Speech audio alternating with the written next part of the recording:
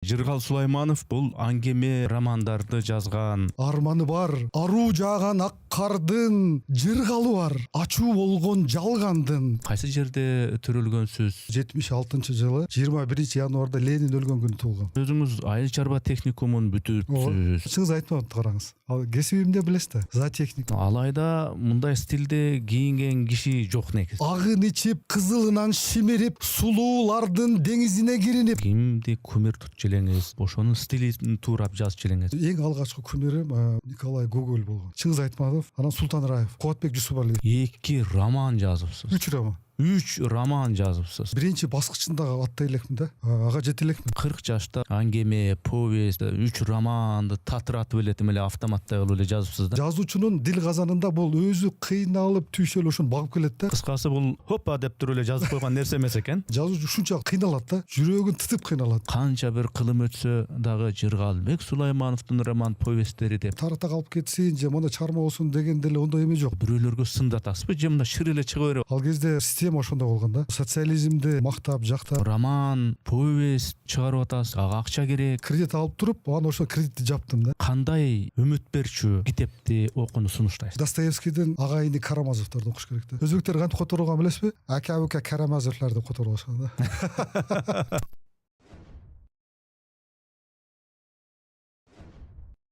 Урматтуу катталуучуларым, биз мамлекеттен же бир коммерциялык уюмдардан каржыланбайбыз. Мээнетибизди каржылай колдонуу каалоочулар үчүн эсеп капчыктарды, номерлерди жазып койдук. Урматтуу достор, катталганыңыз, бөлүшкөнүңүз, жакса жакты деп басканыңыз биз үчүн маанилүү.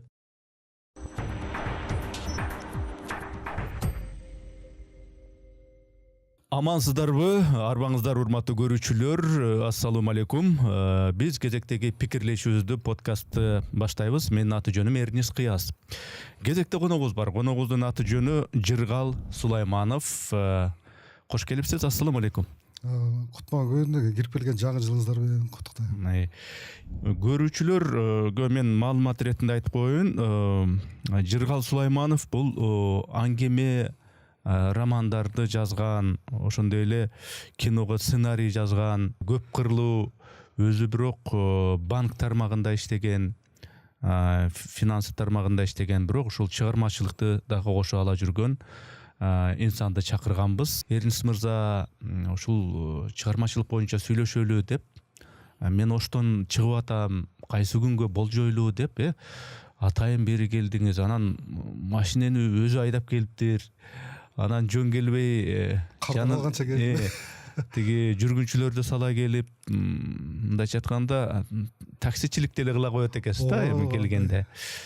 Атайын убакытты бөлүп ушу келгениңизге мен ыраазычылык билдирем. Анда өзүңүз айттыңыз эле, сөзүбүз супсак болбош үчүн баштаганда эле жайбаракат баштабай мен негизи ыр жазам.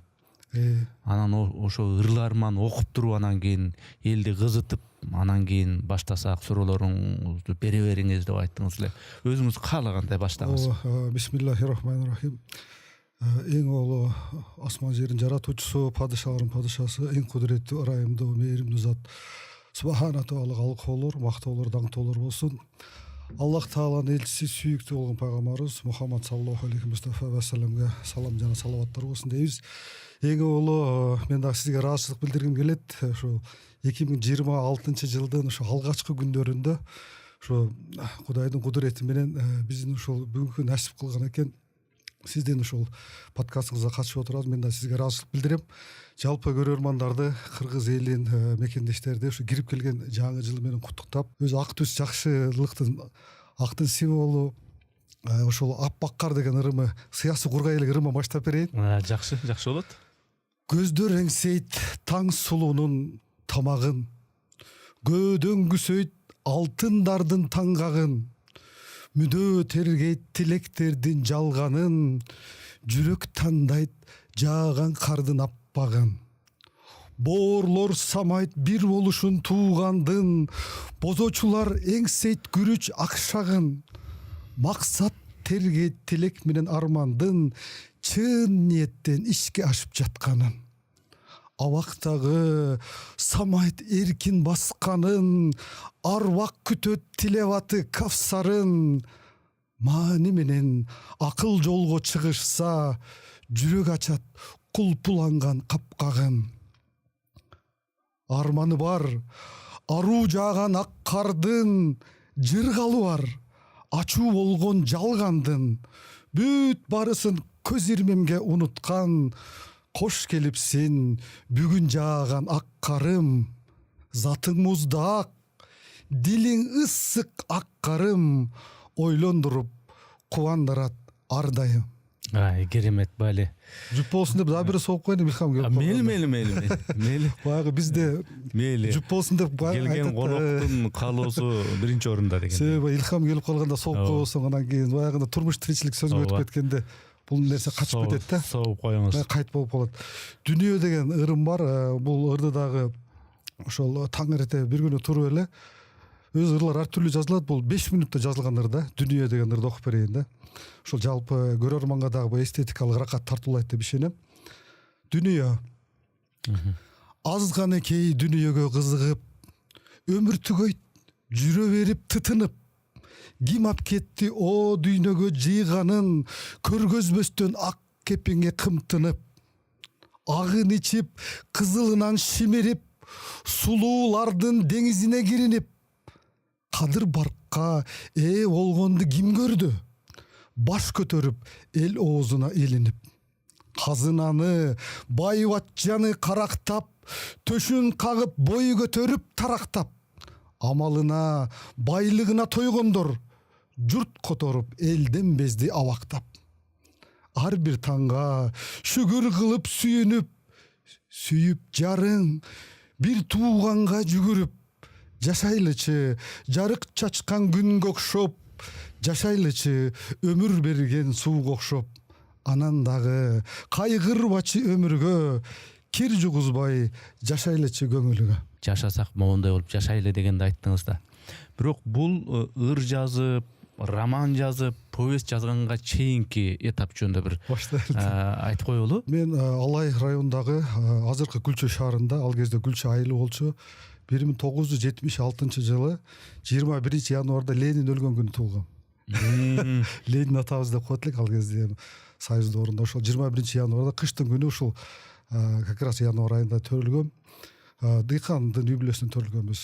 Атам курулушчу, куруучу, апам болсо ошол жөнөкөй эле мындай пол жууган аял болгон. Бирок азыр болсо умай энеде ушундай кадыр баркы ээ болуп жүрөт. Өзүнүн ушундай адамдык парасаты менен Оркенин баласы болом, Токторбайдын уулу болом, чоң атам аты Сулайман. Анан Күлчөдөгү Муса Адышев атындагы ошол Алымбек Таткабыздын урпагынын атына коюлган орто мектепти 9 классты бүтүргөм. 9 классты бүтүргөндө эле ошол Кудайга шүгүр деп коелу, биздин бактыбызга өтө сонун эжекелер окутту, агайлар эжекелер окутту. Ошолор айткан, сен чоң шаарларга барышың керек депчи. Сен бул жерде окуп бүттүң, китептерди көп жакшы, мен бардык предметтерден жакшы окучумун да, математика, орус тил, кыргыз тил, эмгек деп коелу. Анан Ош Бишкек шаарларын сунуш кылышты. Анан мен досторум 2-3 достума айттым. Ал кезде өзүбүз баягындай максимализм менен ооруганбыз да баарыбыз. Дүйнөнү багындырам, ушундай чоң иштерди аткарам, антем деп. Анан насип экен Ошко келип, Ош айыл чарба техникумуна тапшырып, ошол жерде ал кезде эми Союз эли бар болчу, 91-жылда элестетип көрүңүз. Ал кезде окууга өтүү дагы өтө татаал болчу, конкурс болчу. Анан конкурска тапшырдык. Ошо тапшыргандан кийин мен ошол кезде азыр Сулайманов Жыргал болуп жүрбөйм, ал мектепте деле Сулайманов Жыргал элем. Ошол кезде эле мындай азыр биздин спикерибиз Тургунбек уулу боло алат, а бизде дагы ошондой мүдө болгон да. Мамлекеттүүлүк болуп ушундай жышааны болуп турганда мен Токторбай уулу Жыргалбек болуп апама айттым, апам эмне кыласың өзгөртөсүн? Сулайман бир туугандарың баары Сулайманов болуп атпайбы деди. Мен айттым, жок, азыр өзгөрүү болуп атат, мен атымы Токторбай уулу кылам деп көөлүм өзгөрттүк. Техникумга тапшыргандан кийин кыскасы приказ чыкканда мен кайра Күлчөгө баса бердим да, айылдын баласымын. Оштон ары Бишкекти деле көрө элекмин. Ошко деле келип кетчүбүз. 15 жашар бала, элестетип көрүңүз. Эч нерсени көрө элек да. Эне сүтүн эмген боюнча десек болот да. 10 күнүбүздөн 1 күнүбүз деле ашыр элек. Анан кийин барып баягы приказ чыкчу ал кездечи, Дуалга. Тактай Дуалга барып караса, Сулайманов Жыргал жок экен. Августтун 22-си болуп атат, 1 августта приказ чыгат дейт. Анан аябай шагым сынды да, окууга өтпөй калган окшойм. Жакшы билет элем го деп эме кылсак кийин мен бир тууган эжем дагы медучилищеге тапшырган. Ал анан жыргал жакшы окуйт эле. Кантип эле өтпөй калды деп барып приказ чыккан тактайга барса, Токторбай уулу Жыргалбек деп 7-чи тизмеде туруптур да. Ана мага айтып куттуктап калышты. Анага чейин айтты, эмнеге айтпадыңар десек, сен окууга өтпөй калды. Биз барып карасак Сулайманов жок экен. Мен бир тууган агам, ал мугалим болуп иштейт эле, ал барып көрүп таппай келет. Жеңемдер да барып таппай келет. Анан эжем көргөндөн кийин дароо сельхозтехникумга барса, эбак эле бул студенттерди алып, алар айыл чарба жумуштарына кетти. 15-августтан эле деп. 22-август болду азыр биздикичи. Анан мен бир тууган Курманбек деген акем бар, ошол анан кийин мени жетелеп алып, мен шаарды билбейм да, адашып кетем. Жетелеп алып, азыркы Кыргызстан айыл болуп калды, ал кезде Правда деген айыл болчу. Ошол жерге айыл чарба иштерине бардык. Ошол жерде кыскасы айыл чарба техникумун бүттүм. Андан кийин 1995-жылдар болуп калды. Техникумду С деп коет, күмүш медал менен бүттүм да. Күмүш медал менен бүтүп, Кыргыз улуттук университетине заочный деп коелу, заочный тапшырдык. Ошондо заочный тапшырганда ал жерде контракт бар экен. Мен атам 2 жашымда өтүп кетти. Контракт төлөнгө акча жок. Анан апама келип айттым, апа ушундай 2,5 миң сом. Азыркы пул менен эсептесек, $1,5 миң. Бир уйдун баасы да. Азыр бир уй канча болот? Сиздин оюңузча бир $2,000 бар да, $1,5 миң. Бизде андай акча жок болчу да. Чынын айтканда апам айтты, 2 уйум бар, балам, бир уйду сатып берем. Калганын өзүң киндиң өзүң кесесин мен төлөп бере албайм деди. 4 жыл окуш керек. Анан апа ушуну сата берели дедик. Анан бир уйдун ошол акчасын төлөп саттык дагы. Анан ошондо мен заочный тандап алдым. Себеби контракт төлөй албайм да. Өзүм кийин баягы Россияга барып иштеп, Ошто иштеп, улуттук университетти кызыл диплом менен бүтүрдүм. Аны бүткөн мезгилде бир Айбек деген өзүм Ош шаарында төрөлгөн, азыр Москвада бир доктор наук болуп калды. Ошол экөөбүз аябай атаандашыбыз. Атаандашы жакшы да, Роналдо менен Месси атаандашып го бири-бирине. Атаандашы бул кыйын окуйт, Айбек кыйын окуйт, Жыргал кыйын окуйт да, бизде атаандаш өтө күчтүү эле. Жыргал аяка өттү, техникумга өттү деген ал дагы университетке өтүп, бизде атаандаш күчтүү эле да. Айбекке жолугуп калдым. Мен Айбек ошондо 19 жашар бала болсом керек, 18, 23 22 жашта. Анан азыр жашоо өзгөрүп атат. Эмне кылыш керек десем, ал айтты, тил үйрөнүш керек деди. Сен ошол боюнча эле, мен азыр Ош мамлекеттик университетинде мугалим болуп иштеп атам, бирок көрсө бул аздык кылат экен. Сен эгер дагы бул бир нерсе кылгың келсе, англис тилин үйрөн, анан компьютер. Азыр эми компьютерди баардыгы шакылдатып калбады. Ал кезде болсо компьютер эми керек болсо клавиатураны да басышты билчү эмеспиз.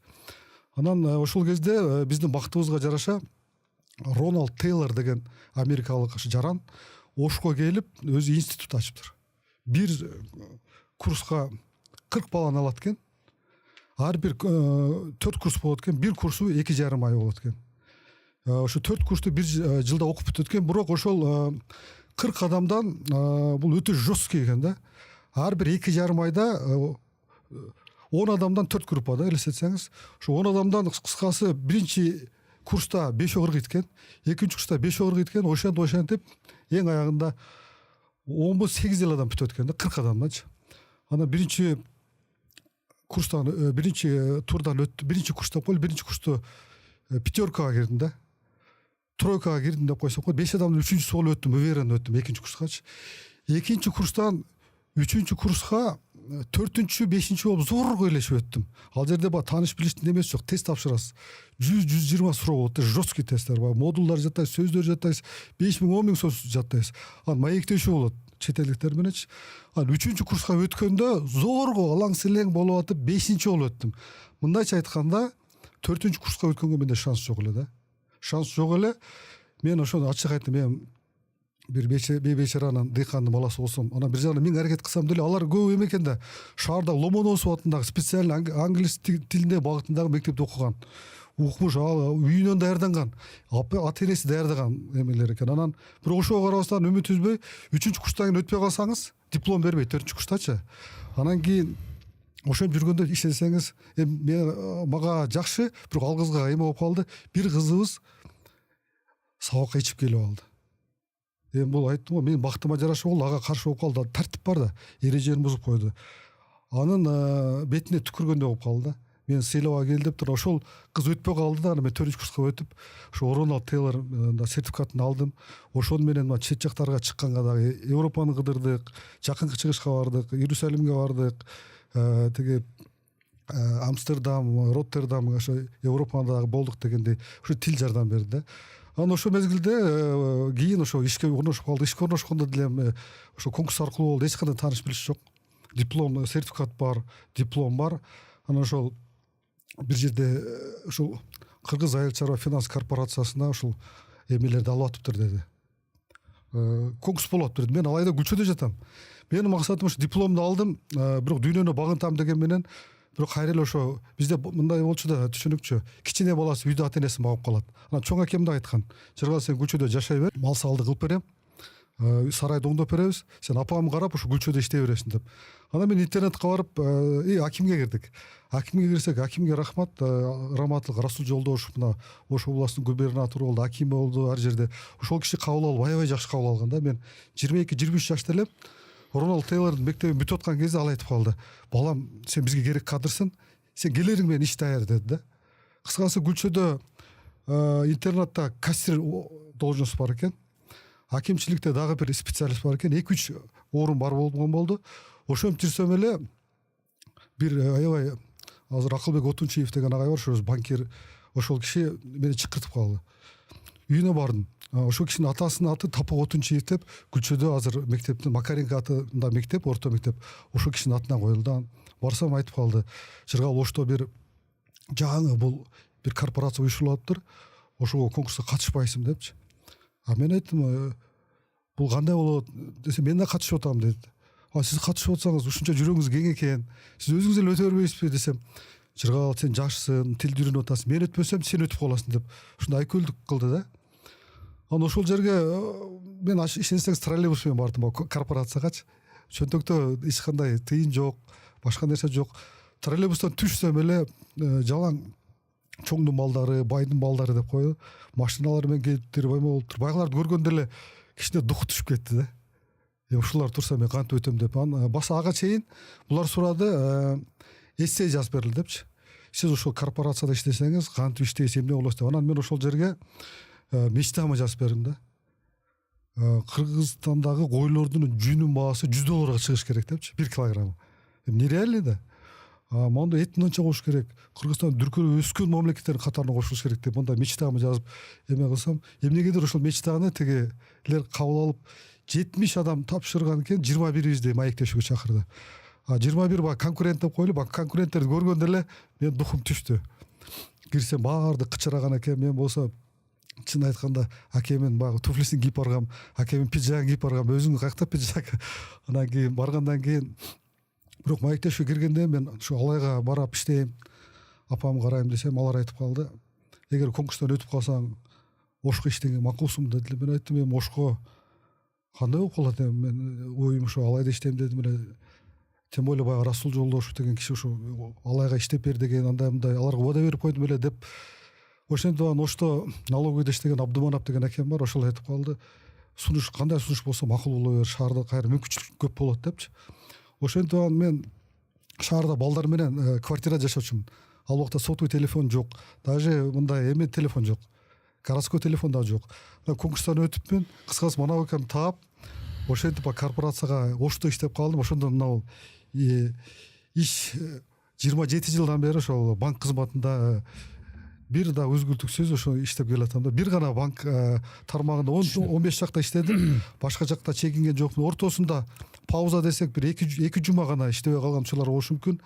А так ошол тынбастан эле ошол банк системасында иштеп келатам да. Жакшы. Жыргал мырза, мен ушул каерде туулгандыгыңыз тууралуу, туулган жериңиз тууралуу, орто билимиңиз тууралуу, жогорку билимиңиз тууралуу учкай кыскача айтып бериңиз дедим эле. Сиз аябай учкай айтып бердиңиз. Бүгүнкү подкастта негизи жазуучу, акын отурат да, кино сценарист отурат. Ооба. Анан өмүр баяныңызды карасам, өзүңүз айыл чарба техникумун бүтүрүпсүз. Анан кийин финансы боюнча, банк боюнча ошол факультетти дагы бүтүпсүз. Бирок жазуучусуз. акынсыз. жазуучулукка эч жерде окутпайт да. Акындыкка да анан бул тагдыр деп коет. Адамдын маңдайына жазылган бул чоң шыралга да. Ошо бешинесине жазган болсо ошол нерседен анан дүйнөнү карай турган болсок, Лев Николаевич Толстой бул аскер адам болгон, билесиз да, өзү граф. Ал киши деле жазбай койсо деле болот эле. Азыркынын биздин баягы Райым миллиону дейбиз, Илон Маск болгон. Тилеген керек болсо ал чиркөөгө каршы чыккан киши болгон. Өзүнүн бир 9-15 баласы бар деп айтып жүрөт. Бирок ошол киши дагы жазуучу болом деп Европаны кыдырып келип туруп жаза албай. Бул жазуу да оңой иш эмес да, бул дыйкандын иши, өтө татаал иш. Анан кийин акырынан Кавказ согушуна барып атат, билесиз да. Кавказ согушуна барып келип туруп, анан ошондо Жон Терриси менен согушту көргөндөн кийин согуш жана тынчтык жана согушту жазып атат. Өзүңүз билесиз, Эрнест Хемингуэй айткан. Бул мен америкалык жазуучуларды булар бардыгы азыркы сөз менен айтканда фигня деген да. Булар согушту көрбөй эле жазып коюптур дейт. Лев Николаевич Толстой согуштун ушу чордонда болгон да, өлүп тирилип келген киши. Анан биздин мына чыңгыз айтмапты, караңыз. Ал кесибимде билесиз да, зоотехник. Зоотехник болгону менен бул пешенесине жазган экен, мындай эме болуп калды. Башка мына Булгаков деген бар, Михаил Булгаков. Билесизби, ал врач болгон да. Врач болуп туруп, бирок жазуучу болду. Ансыгарындай бул пешенеге жазган экен, бирок менде ачык айтып коюш керек, жазуучулук мечта болгон.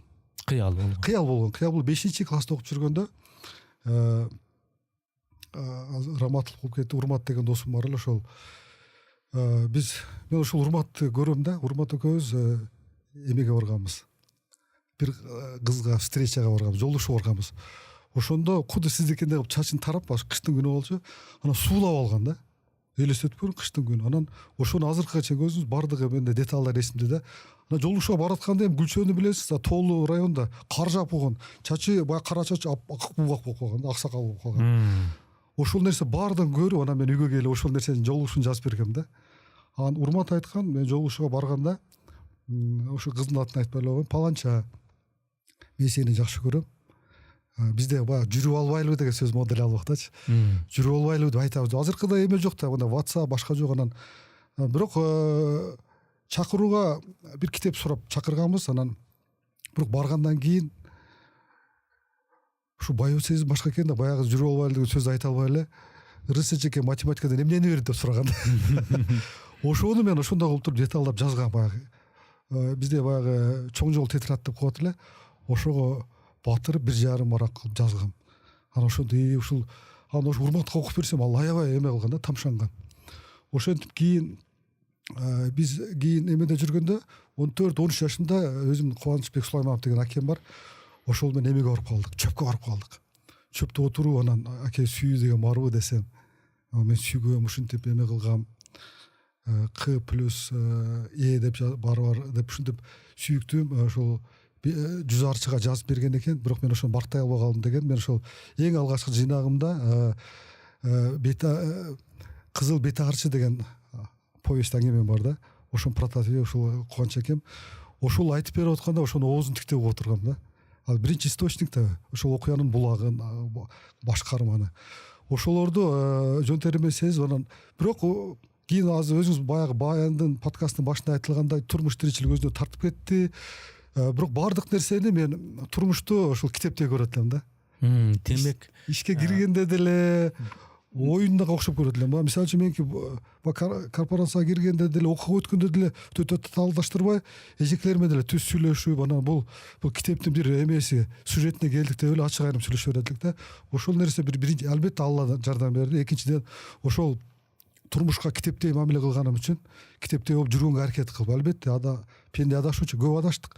Ошончо дагы эрежелерди сактаганга аракет кылып, китептегидей кыялданып, анан ошол нерселер болуп келатты жашоодо делечи. Анан ошол 40-тан ашканда анан баягы жазуу нерсе өөрчүп күчөй баштады. Анан биздин бактыбызга, чын айтканда, эгер мондой болбо азыркындай мына Шекербек аке деп коебуз го, Цукерберг. Шекербекке чыкпаганда балким меники муну бактым ачылбай калмак да. Же бактым дейбизби, чыгармачылык дейбизби.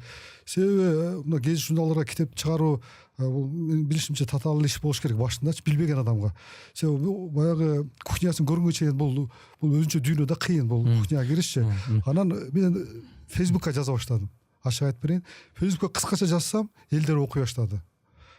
элдер окуп пикир жаза баштады да. Анан пикир мага бир аз дем берди. Анан биринчи редакциялап эле бир нерсени көрүп туруп эле ошол нерсени жазып анан редакциялап жаза баштагандан кийин элдерге бир аз эстетикалык ракка тартуулап муну окуй башташты. Анан күндөрдүн бир күнүндө бул Байдулаев Мирланбек Байдусенович деген досум бар, анан Акжол деген бир прокурор досум бар. Экөө бир мезгилде эле бирөө дагы экөө бир мезгилде айтты да. Акжол досум дагы, Мирлан досум да айтты да, буну сен китеп кылып чыгарышың керек эми. Китеп кылып чыгарышың керек, бул нерсени эми элге тартуулашың керек. Сен азыр Фейсбукта өзүңүн ушул 100, 200, 300 адам окусун мейли деген менен көбүрөөк адам окусун деп. А менде ишенич болгон жок. Кандай болот, мындай болот деп анан ошол жаатта акын жазуучулар менен сүйлөшүп отуруп, анан алгачкы китебим ошо Бишкекте чыкты. Бул Бишкекте чыкканда дагы мен бактыма ошол Кеңеш Жусупов агай, атабыз азыр көзү тирүү легенда да бул. Кубатбек Жусупалиевтер менен ушундай жүргөн азыркы биздин ушул асказобуз деп койсок болот. Кеңеш Жусупов агай келди. Раматылык Мелиса Бакиров аксакал келди. Ал дагы өтө Союз дöwрүнөн бери келаткан чоң жазуучу. Анан ошо Мелиса Бакировтор ачык эле сурады. Сиз дагы жумшак сурадыңыз. Ал киши айтты: "Сен кайдан келдиң?" деди. "Кто ты такой? Откуда ты пришел?" деди. Ошентип сурады. Анан чын айтканда мен ордума апам жооп берди да. Апам чыгып айтты ушундай. Мен апам турган ошо кичинесинде ошол кошок айтып, керек болсо айылдын адамдары билесизби, азыр деле азын оолак болуп калды. Илгери турмуш курса дагы адамды көзү өтсө да кошок айтылат эле. Азыр өкүрүп мындай өлүктүн да баркы кетип атпайбы анча-мынча. Ал убакта ошол өлүктүн өмүр баянын кошок менен айтып беришчү да. Мындай кесиптин ээси болгон, мындай бай болгон, мындай бий болгон, монтип жашаган деп туруп, ошону болгондо да рифмага салып, үн менен сонун кылып. Анан тайнем бирок өзү айтып жүрөт. Алгач мына көкөрөгүнө келгенден кийин тайнем бул кандай болуп калат? Тайнем деле биринчи айтам дегенде, чоң атасы Дүйшөбай өлгөндө мен кошок айтам, мага айтып бергиле десе бар жок деп айта берет да. А өзү нары бар ыйлап отурса көкөрөгүнө келет. Анан шараккан сууга дарыяга барып алып айтып, эми элден тартынат да. Айтчы сонун келип атат. Анан келип туруп эле боз үйдүн кире беришинен Астанага илгерирээк болуш керек. Астанасы туура эле жогору жакта улуулар отурат да. Ошол жерден анан турган тайнем согуп кирет да. Барды карап эле турган сага ким үйрөттү десе мен ошо өзүм келди деп. Ошону айткандан кийин анан Мелиса Бакирова айтты: "Эне сүтү менен өтүптүр" деди да. Эне сүтү менен мен апам да кошумча мындай кошуп сөздү кошуп сүйлөйт. Эми кыргыздын ар бир эле өзү кошуп сүйлөйт. Апам дагы уйкаштырып анча ырларды айтып коет, жакшы созолонуп ырдап коет. Ошентип айткандан кийин анан аксакалдарыбыз анан батасын берип, бул эне сүтү аркылуу келген нерсе экен, жаза бер деп ушундай батасын берген. Түшүнүктүү. Жыргал мырза, эми албетте мен сиздин айтып аткан оюңуздун жыйынтыгын бөлбөгөнгө аракет кылайын, бирок арачолодо мен да суроо берип коюп турайын. Кызык кетти. Тиги Алайда Гүлчөдө ошонун бир этегинде Кызыл Суу деген айыл бар. Мен ошол Кызыл Суудан болом. Анан Алайда мындай стилде кийинген киши жок негизи. Анан өзүңүз негизи эле ошол бала чакта, өспүрүм кезде, студент кезде андан бери мындай жашоого стандарттан тыш мамиле кылган киши экенсиз. Негизи элде эмес, элден башкачараак мамиле кылган жашоогочу ошондой киши экенсиз. Анан жанагы чыгармачылык дээр демек ошо тайенеңизден өткөн, ошондогу шык, жөндөм, бирдемени жаза койгон, бирдемени элестетип туруп, бирөөдөн уккан баянды, бирөөдөн уккан окуяны айта койгон жөндөм өзүңүздүн дээриңизде бар экен да, туурабы? Күлчөдө болгон окуя бул бир мен аябай аздек кылган, эми аты жөнүн айтпай эле коеюн, бир урматтаган инсандардын эмесин көргөм да, мына жашоосун сүйүүсүн деле деп коелу. Ошондон кийин мен өзүм 18 жашта болсом, алар менден улуураак да. Ошондон кийин баягы ежедневник деп коебуз, күндөлүк дептерге жазып аңгеме кылып жазгам да. Аңгеме кылып жазганда кыйлалуу болуп калган. Анан сону жазып келаттым. Бирок көңүлдү кайт кылган бир окуялар болду да. Баягы адамдын мен баш каармандарымын, мен биз эми бала кыялда бардыгы түстүү көрөбүз да. Сонун көрөбүз, мына адептин иретинде, баягы өзүңүз айткандай рамканын иретинде. Анан бирок мен көңүлүм кайт кылган бир адепке туура келбеген ушундай окуяларды көргөндөн кийин аябай ызаландым да. Менин кумирим, менин каармандарым ушундай кыл деп келип туруп, ошо көчөдөгү үйдөгү бирден жулуп ачууланып көзүмөн жаш көкүрөгүм ыйлаган да, жүрөгүм ыйлап анан бирден жулуп өрттөгөм. Ошол башкы чыгармам ошентип кетти. Анан бир эң алгач чыгармам баягы айткандай Раматыл Курмат досумга арналган 5 класста жазылып атат. Анан экинчи чыгарма бул 18-де ушул жазылды да. Анан кийинки эмелерим да Facebookка бардыгы жазылды. Бирок Facebookка жазылгандын көпчүлүгү ошол жон терисинде мен өткөн окуяларды мен угуп, өзүм башыман өткөргөндү баары бир мындай болот да, биз бирөөдөн уксак деле жазуучу өзүнүн дил казанына салат дагы, өзүнүкү кааласа каалабаса дагы өзүнүн түсү кошулат да, өзүнүн обону, өзүнүн сөзү кошулуп кетет дагы, пикири кошулуп, ошондой Facebookка чыккан нерселердин көпчүлүгү китептериме кирип калды да.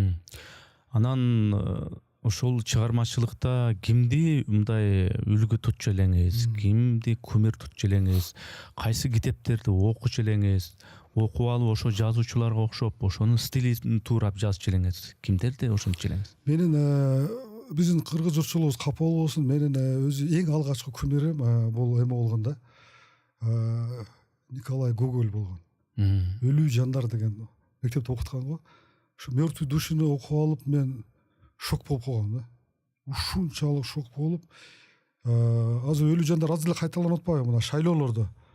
Ошо бул мындай экен да, жазуучунун бул мистикасы, жазуучунун куралы. Арсланбек Койчиев айтып атпайбы, азыркы госсекретарыбыз, биздин жазуучулар бири-бирин каргайт эле депчи, сенин чыгармаларың сен өлгөндөн кийин окулуп калат депчи. Көрсө ушуну бул жазуучунун бул эң эмеси, бул чоң вазифасы. Ал өлгөндөн кийин дагы ушундай чыгармалар жаратса, кийин актуалдуулугун жоготпой чыгармалар жоголбойт экен да, бүгүнкүдөй боло берет экен да. Өлүү жандар ошондой чыгарма да. Азыр мисалы үчүн дагы эле ушундай нерсе болуп атпайбы. Анан экинчи менин чоң кумирим бул, мен аны укмуш жакшы көрөм да. Бул бүгүн жакында дагы ушуну окуп келдим, азыр жакындачы. Мен кыскасы дагы бир адатым бар, тынбай окуйм. Тынбай окуйм да жазам. Эми эң жакшы көргөн жазуучум бул ошо бала кездеги Михаил Достоевский да. Достоевскийдин преступление, кылмыш жана жаза деп коет да. Ушуну окуганда да мен ишенсеңиз бир жума ушундай шок болуп жүрдүм да. Ушунчалык баягы Родион Раскольников. Карасаңыз бир 24-25 жашта бала процентщицаны өлтүрөм деп, процентщицаны балталап өлтүрдү да. Ал өзү тыянак чыгарып атат, Алланын ордуна өзү коюп атат, Кудайдын ордуна өзү коюп атат да. Мен буну өлтүрүп койсом, эч нерсе болбойт. Бир зыянсыз адам коом азаят деди, бирок ал өзү чечим чыгарып койду да. Процентщицаны өлтүргөндөн кийин эшиктен София болсо керек, ал жардамчысы кирип калды. Кирип калганда айла жок, ал күбөдө, свидетель жок кылыш керек. Аны балта менен бир чапты эле. Анын ичинде да баласы бар болчу да. Процентщица 1, тиги София 2, ичиндеги баласы 3 болду. Анан бул апасына угата берген да, Родион Раскольников. Мен жакшы адам болом деп. Ар бир адам биз деле, мен деле, сиз деле, азыркы уландар деле келечекте мыкты инсан болом деп ниет кылат да. Керек болсо зөөкүр деле, вор в закон деле ал келечекте мыкты адам болсун, личность признание алгысы келет да. Деп ошо признание алам деп апасына угата берген. Юрфакультетте окуйм, мен келечекте чоң жакшы адвокат, юрист болом деген. Апам жакшы болсун деди, апасы угуп калып, адам өлтүргөн, апасы да өлүп калат. Ошентип бир адамды өлтүрөм деп 4 адамдын өлүмүнө себепкер болуп, бул өмүр бою азап чегип атат да. Кылмыш кылды, жазасын ушундай алып атат да. Ушул мен сүйүктүү жазуучум. Анан азыркы өзүбүздүн кыргыз жазуучуларынан менин кумирим бул Чыңгыз Айтматов, анан Султан Раев. Султан Раевдин жазууларым абдан жагат. Кубатбек Жусупалиев. Кубатбек Жусупалиевди дагы ушмуш киши бир өзүнө жолугуш элекмин. Султан Акимович менен эми Кудайга шүгүр устат шакирт болуп ушул күнгө чейин дагы ал киши аябай занят киши. Убакыт болгондо сүйлөшүп, ар дайым сабак алып турам. Ошол кишиге туурап кээинки чыгармаларымда окшошуп кетет. Эми моюн калыш керек. Мына коомчулукта мен журналист катары мындай билет да меничи. Анан бирок мен өзүм ушу журналист деген бул мендей болобу, жок, журналист деген дагы башкача бир критерийлер болуш керек деп өзүм кээде мындай жок, журналист деген башкача болуш керек деп ыңгайсыздана берем да. Мени журналист дешет, бирок журналист деген өзү негизи таптакыр башкача болуш керек деп мындай моюнга алгым келбейт да. Жок, мен журналист эмесмин. Мен журналист деп аталбаган бир берирээк, бир чийкирээк бирдемемин го депчи. Сиздин өмүр таржымалыңызды карасам, аңгемелер жана повесттер жыйнагын жазыпсыз. 40 жаштан өткөндөн кийин Охырды. 2 роман жазыпсыз. 3 роман. 3 роман жазыпсыз.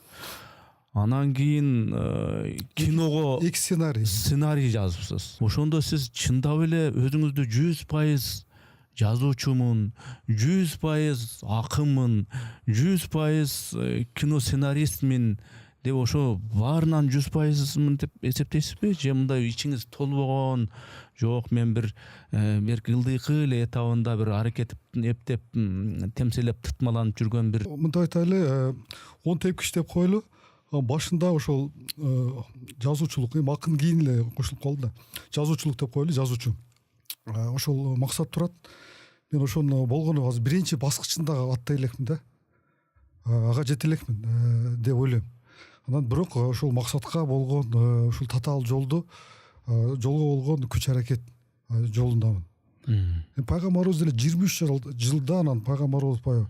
Жазуучулук деле ошондой. Менде азыр өткөндө ошол эле Арсланбек Койчиевден сиз сурадыңыз го, дүйнөдөгү сен эң жакшы көргөн максатыңыз эмне дегенде, эң мыкты чыгарма жаратуу депчи. Чынын айтканда ар бир чыгармачыл инсандын, мисалы үчүн актёрдөн сурасаңыз, мен өзүм кыялданган, мисалы үчүн Гамлеттин же болбосо Алымбек Аткандын ролун аткаргым келет деп айтат да. Акын жазуучулар деле ошол бир шедевр чыгарма жаратам деп мени гана эмес, ар бир чыныгы ошол жүрөгүндө ошондой ниет бар адам атына баягы эми эмес, баягы бирканы эмес, баягы логотип эмес, Coca-Cola же Facebooктун логотип эмес, чыныгы ошол признание алыш үчүн туундурманы жазуу үчүн өмүр бою аракет кылып келет да. Мен да ошол жолдомун, мен да ошондой чыгарма жаратам деп ушундай ойлонуп келем да, идея издеп жүрөбүз. Бул ыр жазуу деле, чыгарма, роман, повесть жазуу деле негизинен келип туруп эле бир ойду айтуу да. Бирок кыргыздар буну илгери экиден кылып туруп эле, мисалы үчүн энесин көрүп кызын ал, эшигин көрүп төрүн өт да.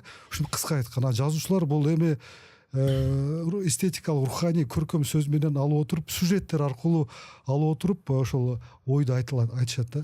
Негизинен бул нерсе эми бар, спрос бар. Негизи ушул чыгармачылыкта жана жемиштүү мөмөнү аябай тим эле төккөн учур сиздикин карасам ушу 40 жаштан кийин болуптур да. 20 жашта эмес, 30 жашта эмес, 40 жашта ошо жанагы аңгеме, повесть, 3 романды татыратып эле тим эле автоматтай кылып эле жазыпсыз да. Эмнеге ошондой болду? Ошол 40ка чыкканда кандай бир кырдаалдар болду ошондой биринин артынан бирин жазып ийген? Мен башында айттым го, сиздин жакшы көргөн жазуучуңуз ким депчи. Ошол Гогольдагы ошол 40ка келгенде сөзү бар. Мен эми ар бир күнүмө текке кетирбейм депчи. Ар бир күнүмө ошол өмүрдүн, ошо жашоомун маңызына маани берем депчи. Көрсө 40 жашка келгенде адам ошол көп жашоо өткөн арка жолду карап, алдыны карап, эмне кылдым? Мен эмне болдум? Каяка баратам деп чын айтканда акыл ой парасат салган адам, аны ошол бул жашоодогу менин миссиям эмне депчи. Ошол миссияны аткара алдымбы? Аткаруу үчүн багаж топтодум же топтой албадымбы? Мен кантип чукур десе, ошол Достоевскийдин сөз идеялары мындай да, негизиненчи Достоевскийдин каармандары бул дүйнөнү өзгөртүү эмес. Ошол адамдын үй бүлөлүк ячейкасында эле адам боло алдымбы деген сөз. Чыңгыз Айтматовдун сөзү бар, атабыздын адам үчүн эң кыйыны күндө адам болуу. Ошол ойду Достоевский бардык чыгармаларында, Идиот, Агайдын Карамазовдор бардыгында ошо айтып келет да. Менде дагы ошол нерсе баягы мен кумирлерим сөздөрү келди дагы. Баягы Фейсбукта бир аз жаза баштабадымбы? Жаза баштап, анан чын айтканда отзывдар боло баштады да. Отзывдар боло баштаганда ушул нерсе жаза баштадым. Анан мен түшүнүп калдым. Анан ушул сөздү эме дагы айтты. Мен 2018-жылы Дил көнүмдө жанган от деген жыйнагым чыкты. Сиз айткандан кийин 19-жылы Өзүңдү изде деген романым чыкты. Өзүңдү изде деген романыма Султан Акимович Раев баш сөз жазып, жакшы отзыв берди. Коомчулук да жакшы кабыл алды романды. Ушунга чейин. Анан бирок ошондо Абакиров айтты. Ай, Жыргал, сен кайда шашып атасың? Дедилер, бир эжем айтты. Өмүр Мелисеге өмүр өтө биз ойлогондон да кыска. бул жыргалдын багажында болсо керек деп. Анан ушул суроону мен Султан Акимович менен таанышып калып урста шакирт болуп жүргөн кезде аэропортто ушинтип отурабыз. Султан Акимович мынтип чалкалап отурган, мен мындан карасам мен мындай тиктеп сынагандай тиктеп отурган. Жыргал деди десем, өзүң изде романыңы канча убакытта жаздың деди. Анан агай 4-5 жыл убакыт менет кылдым десем ошондо ынанды да. Бул нерселер мына 40 жашта шатыр-шутур кеткени менен бул жазуучунун дил казанында бул өзү кыйналып түйшөлүп ошону багып келет да. Турмуштан көргөн баягы сюжеттерди, идеяларды, ойлорду, прототиптерди бул ошол протест кылып же даңктап эки нерсе бар да, плюс минус ак көк күн, ай, суу ысык деп, ак кара деп. Ошол нерсени жазуучу ушунчалык кыйналат да. Жүрөгүн тытып кыйналат. Ошол нерсе топтолуп келди да, каармандарды көргөн, прототиптерди көрүп, анан өзүңдү изде мурда эле жаралган болчу да.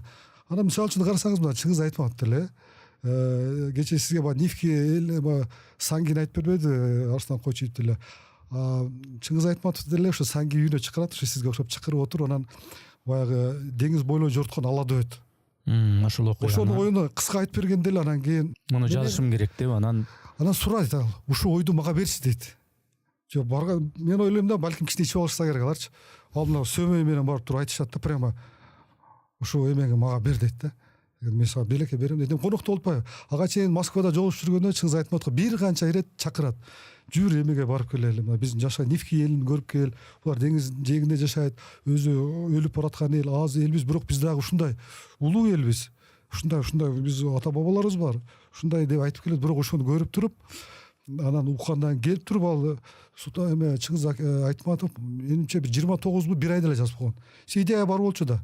Ошондо сиз айткандай патыр-путур кеткен менен менде багажда топтолуп калган да. Бул Ошто бир Турбай Жороев деген агайыбыз бар. Ал деле айтты. Мынаны окудуң деди, аны окудум деди. Достоевскийди окудум. Айтматовдун кайсы чыгармаларын баарын окуп чыктым. Султан Акимовичтин окудум, Топонду окудум, Жан жазаны окудум. Муну окудум, баарын окудум. Анда сен багажың даяр экен. Сенде бир жагынан менде турмуштук тажрыйба да болду, анан мен көп да окудум да. Түшүнүктүү. Кыскасы бул хоппа деп туруп эле жазып койгон нерсе эмес экен. Бул качандан бери көөдөндө дилде багып жүрүп, бышып, анан кийин ошондо кыйналып ооба, кыйналып бир чети.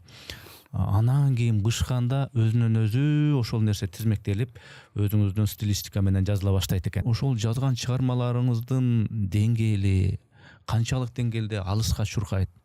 Канча бир кылым өтсө дагы Жыргалбек Сулаймановдун роман повесттери деп атала турган чыгармаларды жаздым деп ойлойсуз? Чынын айтканда, ачык айтыш керек, аруу тилек болот. Анан бирок ар бир чыгарманын өзүнүн өмүрү баяны болот да. Буну бир гана мезгил көргөзөт да. Биз айта албайбыз, бирок ар бир бул мындай да, мисалы үчүн жаңы балаң төрөлгөндөчү өмүрүн тилейсиң, папештеп чоңойтосуң, тарбия бересиң. Анан бирок баланын өмүрү ар түрлүү болот да. Баланын өмүрү, анан бул чыгарманын деле өмүрү ар түрлүү. Ошол мисалы үчүн мына Достоевскийдин делечи «Богатый и бедный» деген романдары бар. Буга чейин деле мисалы үчүн улуу жазуучулардын делечи, бирок эң башкысычы ушу жазууну токтобой жаза берсечи, бир нерсени айтат да, ийгиликке качан келет? Сиз эмени уккансызбы ушу сурооңузга? Эми Эйнштейндин сөзү менен жооп берип коеюн да. Эйнштейндин багы теория относительности, башка формулалар бар го, анан ийгиликтин да формуласы бар да Эйнштейнде. Эйнштейн ошону айтат да, А барабар X плюс Y плюс Z деп коет да. А деген бул ийгилик, X деген бул упорный труд дейт да, талбас эмгек. Y бул ошо талант. Үчүнчүсү Z деген бул баягы бизде орусча мантип айтканда, язык держи, язык под зубами депчи. Баягы орусча молчание золото депчи. Ушул нерсени мисалы, то есть максатың айта ишке ашырардын алдында унчукпай ишке ашырып турган айт деген сөз да. Анысында мен өзүм ойлойм да, ошо эмгек кыла берсек. Анан мен мынтип тарыхта калып кетсин же мындай чыгарма болсун деген деле ондой эме жок. Эң башкысы, мен сизге ушул сурооңузга айтып берейин, мындай дирт этип келет да идеячы. Кудай Тааладан деп коелу. Анан ошол нерсени мен как бы ошо мен телом, мен айттым го, жашоого мындай творческий карайм депчи. Анан бул демек жаратуучуман мага келди. Ушул ой келди. мисалы үчүн аппак кар деле ушинтип келип калды да. Мен кече жакында чычырканак деген ыр жаздым мисалы үчүнчү. Саарылап эле турсам, тура эле көзүмдү ачсам намазга чейин да чычырканак деген келди. Мен ушу чычырканак деген ырды жазышым керек деп туруп, ошону жазып койдум да. Кийин түштөн кийин кечке жана ошол ырды жаздым. Ансыгарында бул чыгармаларды деле жаратсак, Кудай кааласа эми ниет бар. Кандайдыр бир өмүрү узак болсо өмүрү узактары окулуп калат, өмүрү кыскалары калып кете берет. Бул эми мыйзам ченемдүү көрүнүш да. Ал эми ниетибиз албетте баардык аруу ниеттер бар да. Эми советтик кезде жазуучулардын, акындардын чыгармалары, жазууларда сын деген болчу эле. Мына Кыргыз совет адабиятында дагы Кадыркул Даутов, Кеңешбек Асаналиев, эмне деген жазуучулардын чыгармалары, жазууларда сындап дароо эле чыгарып ийбей, сындап могу жери мындай экен, могу жерине могу жетишпейт деп анча мынча баягы компартиянын идеологиясы менен кичине цензуралап кертип отуруп анан кийин чыкчу да. Бүгүнкү күндө эми ал сын деле дээрлик жок. Анан мисалы үчүн сиз чыгарма жазсаңыз, ыр жазсаңыз, мындай бирөөлөргө сындатасызбы? Же мындай шыр эле чыга берип, азыр эмне көп, типография көп. Кел, акчаны төлө, мен чыгармаңды чыгарып берем депчи. Мурунку совет доорундагыдай бизде сын жок. Ал кезде ошол система ошондой болгон да.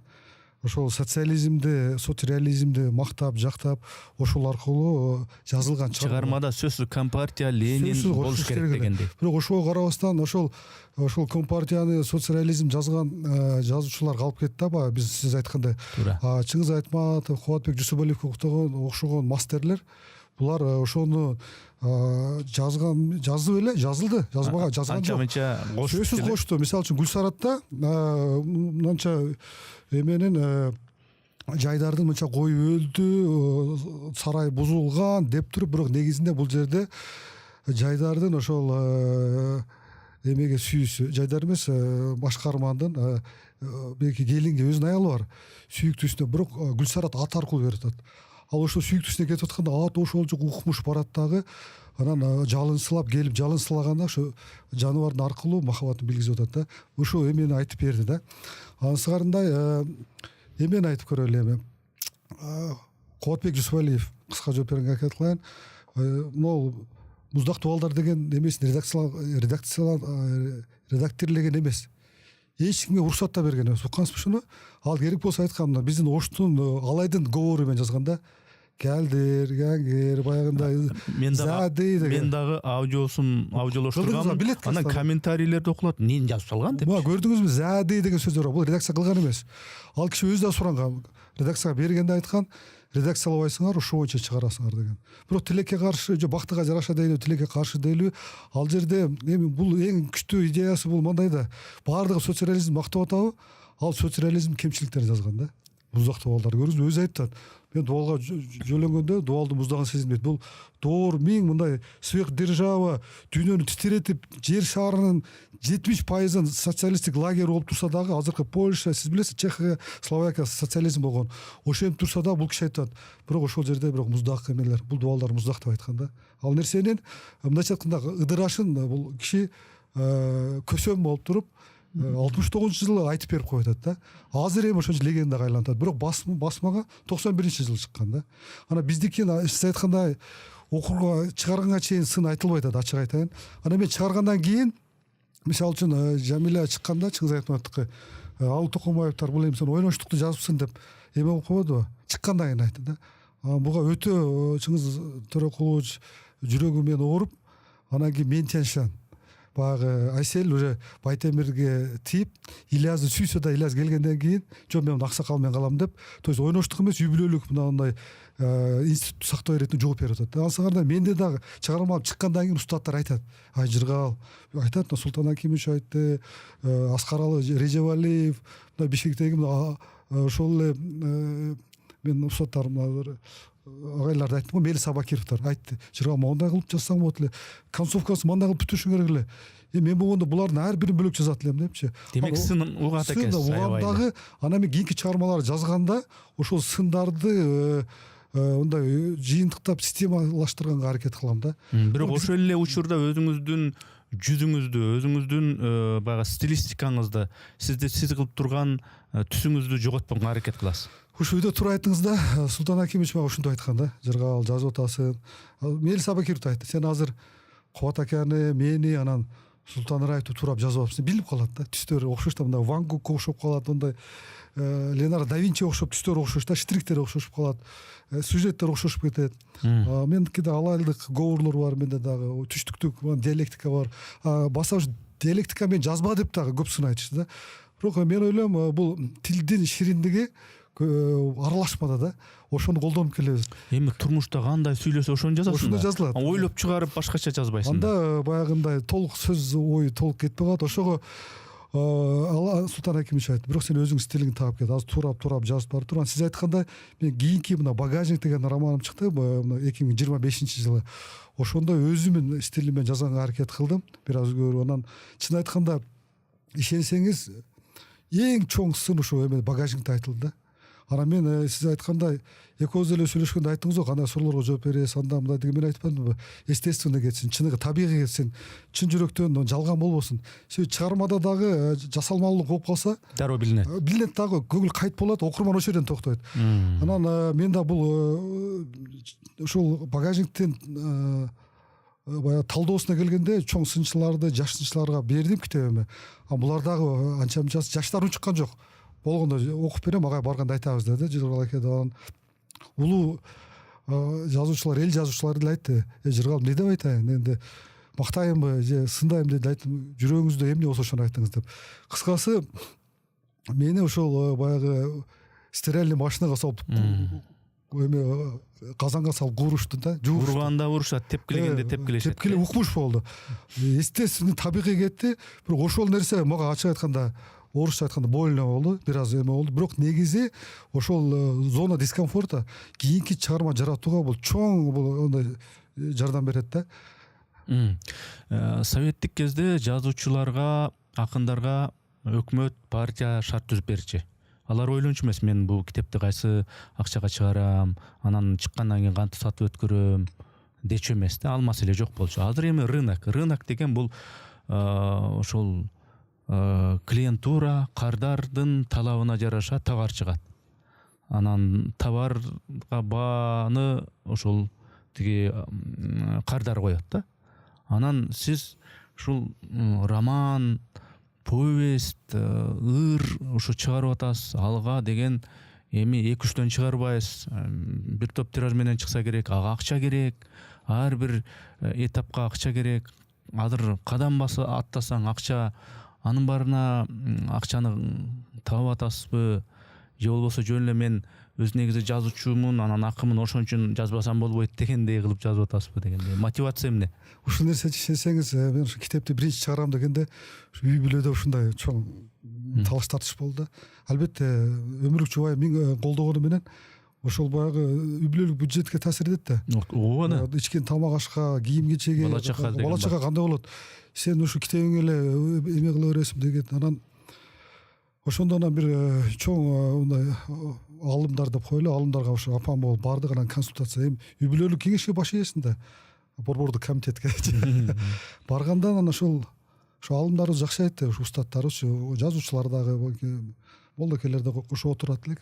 Ушундай болду, мына жыргалыбыз ушинтип китеп чыгарам, чыгарса болот дегенде, эл жазуучусу дагы тиги молдокебиз да жакшы сөз айтты. Баягы кыргызда жакшы сөз бар го, бир улак төрөл туулса, шубак кошо чыгат депчи, энчиси менен депчи. Көрсөм мондай экен да. Китептин дагы, ар бир чыгарманын дагы Кудай Тааладан болгон болсо, чындап өзүнүн энчиси болот деди да. Үй бүлөлүк каржыңар азайбайт деди да. Көбөйсө көбөйөт, кемибейт деди. Аялым чалкасынан кетти, кантип эле депчи. Апам болсо ойлонуп калды, апам делечи, кандай болот экен деп. Анан бирок ошондой болду да. Чындап эле ошондой экен. Китептерим, биринчи китебим чыкканда эле ошол Ошто, Бишкекте эме өткөрдүк, мындай бет ачар деп коелу. Анан мен мына банкта иштеген бир пайдасы болду, бул бир аз маркетинг деп коет да. Маркетинг деген бул базарды изилдөө деген сөз да. Ошол нерсе баягында товарды кантип сатып өзүңүз айтканда, биз ошол китептерди чыгарганда мен бир аз акча каржылап, китеп трейлер, кино трейлер деп коет го, кино чыгаардын алдында аябай мисалы үчүн бир тууганчик салам Нью-Йорк дегенде Ош Бишкек шаарларын баягы билбордторго илип телевидениядан рекламаны кетирип атпайбы, элдин бүйүрүн кызытып ушундай нерсе болот деп туруп 100% болсо дагы бир 10-15% бул реклама кетет, скрытый реклама. Бул эмне жөнүндө экөн дейт. Анан эң башкысы ошол нерсени ачыкканда же көргөндө башында жакшы кетсе окуйт, же көрөт, болбосо ошо менен кайтат да. Бул жашоонун ачуучундугу. Ошол нерсе менен мен ошол биринчи Чу дегенде эле биринчи китебиме ошол 150-200 миң сомдой акча кетти. Спонсорлор менен эме кылдым, сурандым. Ошо спонсорлорумун акчасын кайтарып бердим да. Дароо эле биринчи китептерим 300 сомдон саттык.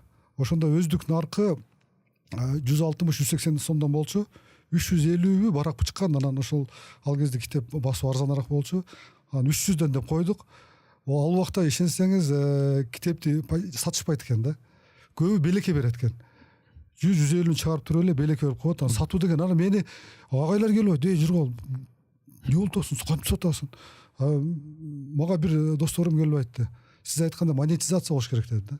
Монетизация бул өзүнө өзү эме кылыш керек. Эми интеллектуалдык мээнет да. Мээнет деп дегенден кийин кызымы койдук, бирөөнү кое албайсыз да. Эки кызым сатуучу болду. Анан бир Гүлжина деген карындашым бар, бир тууган эжем кызы. Ошол үчөө турду. Гүлжина деген карындашым ал өзү соода тармакта жүргөн кыз эле. Анан чырайлуу кыздар турат. Анан ага келиңиз десе чындап алгандар болду. Анан кийин баягы кыздар көрүп типтен алгандар да болот экен. Кээбиркилери 3төн алып кетип атты дешти. Белекке берем депчи. Элден айланып кетсе болот. Ошондо демөөрчүлөрдүн акчасы менен чыктыбы? Мен ойлоп аткам, сиз банк тармагында иштейт экенсиз, банкта. Биринчиси банктагы акчасы насыя менен чыкты, ачык айтайын. Биринчи китебим насыя алдым. Кредит алдым да. Кредит алып туруп, анан ошо кредитти жаптым да. Анан экинчи китептерим ишенич пайда болот экен. Алар деле баягы демөөрчүлөр деле дароо бере салбайт экен. Туугандар берди башында. Биринчи китепте аз-аздан 5 миңден алар деле баягы энчиден жараша берет экен. Бирок беришти ыраазымын. Анан бир кредит алдым. Анан экинчи китебимде демөөрчүлөр менен чыктым.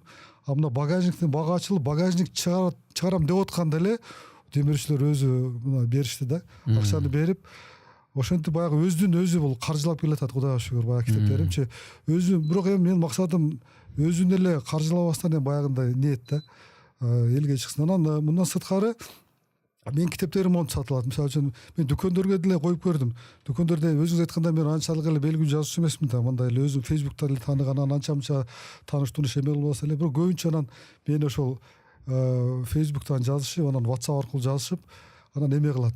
Ушунун уландысы каякта? Уландысы ошо китепти бериң деп. Анан мен китепти ишенсеңизчи үйлөрүнө да апарып берип көрдүм. Азыр мына Яндекс доставка пищи дейт го, бирок үйүнө апарып берген болбойт экен. Мен апарып берип көрдүм да, өзүңүз мында кыжалат болуп калат экенсиз. Баргандан кийин анан кийин акчасы берет, анан кем болуп калат, анан кийин берем деп мындай өзүңүз мындай ыңгайсыз болуп калат экенсиз. Эми жазуучу өзүңүз апарып, мен ойлодум эле ушул нерсе жакшы эле кетет депчи. Эми кичпейилдик кылам дегениңиз менен бул нерсе кетпей калат экен. Алар үчүн мисалы үчүн жазуучу мантип эле туруш керек экен, сатуучу башкача кетиш керек экен. Анан эме деп өтүп алдым. Мына Деректе отурам. Мисалы үчүн Алымбек татка 313 же Монуева 27демин деп алар келет. Анан соңку китептерим 500-600дөн ошо саттым да. Анан бирден болсо да алып кетет. Анан эми китептин өзүнө кетсе дагы мына бензиниме, ичкен түштөнүмө аяк биягынан жарап, бир жумада 1-2 китеп кетип турат да. Ошентип сатуу болуп турат. Мындайча айтканда баягы спрос жана предложение деген бар го, рыноктон эмесичи, ошол иштеп атат да. Түшүнүктүү. Сиз банк тармагында иштеп келесиз. Өзүңүз мага айттыңыз, болгондо дагы кредиттик бөлүмдө иштейт экенсиз. Анан өзүңүз мынау подкастты баштаганда Аллахтын атын улуктап, пайгамбарыбыз саллаллаху алейхи вассаламга салаваттарды айтып баштадыңыз. Демек, исламга кайдыгер эмес экенсиз. Анан банкта кредиттик бөлүмдө болсоңуз, жанагы процент деген нерсе бар, башка деген нерсе бар. Ошол жагы мындай жазуучулук өзүңүздүн табиятыңызга жакшы болуш керек, жаман болбош керек деп китептериңизде жазасыз да. Ошого жанагы банктагы ишмердигиңиз кандай болуп калат? Буну аябай туура айттыңыз. Ошол нерсе мен бизде айтат го, тилди кыскартып келет да жашоодочу. Себеби мен мисалы үчүн редакцияда иштешем, же бир мисалы үчүн мен агайларым деле айтты, устаттарым деле айтты, эми сен ошо китеп дүкөнүн ачып деле жеке ишкерлик кылып деле ушинтип кетсең болот депчи. Өзүңүз айтканда мындай дин жаатында дагы бир аз жүрөбүз да, ушу намазыбыз менен жүрөбүз деген. Мындай болгондо дагы баягы алымдардын сөзүн угуп, сүткөрлүк башка анан көп алымдардын немелерин да уктум. Баягындай болот депчи. Анан мисалы үчүн ошол Чубак ажыныкын да атаа көрдүм да. Чубак ажыга ошо бир банктын директору жазыптыр да. Чубак ажы, мен банктын директору болуп иштейм. Банктан кетейинби? Сиз айтканда бул эми процент деген нерсе бар, сүткөрлүк деген нерсе бар дегенде мен өзүм ушул нерсе мен учушат этип келем да. Ал айтып атат.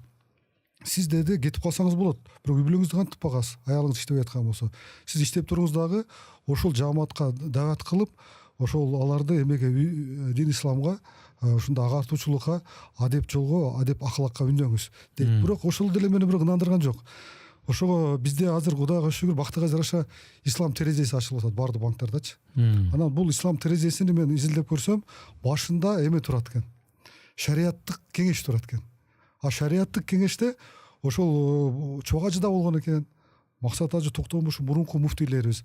Анан булар принциптерин көрсөк, ошол исламга туура келет экен. Ошого менде азыр сунуштар түштү.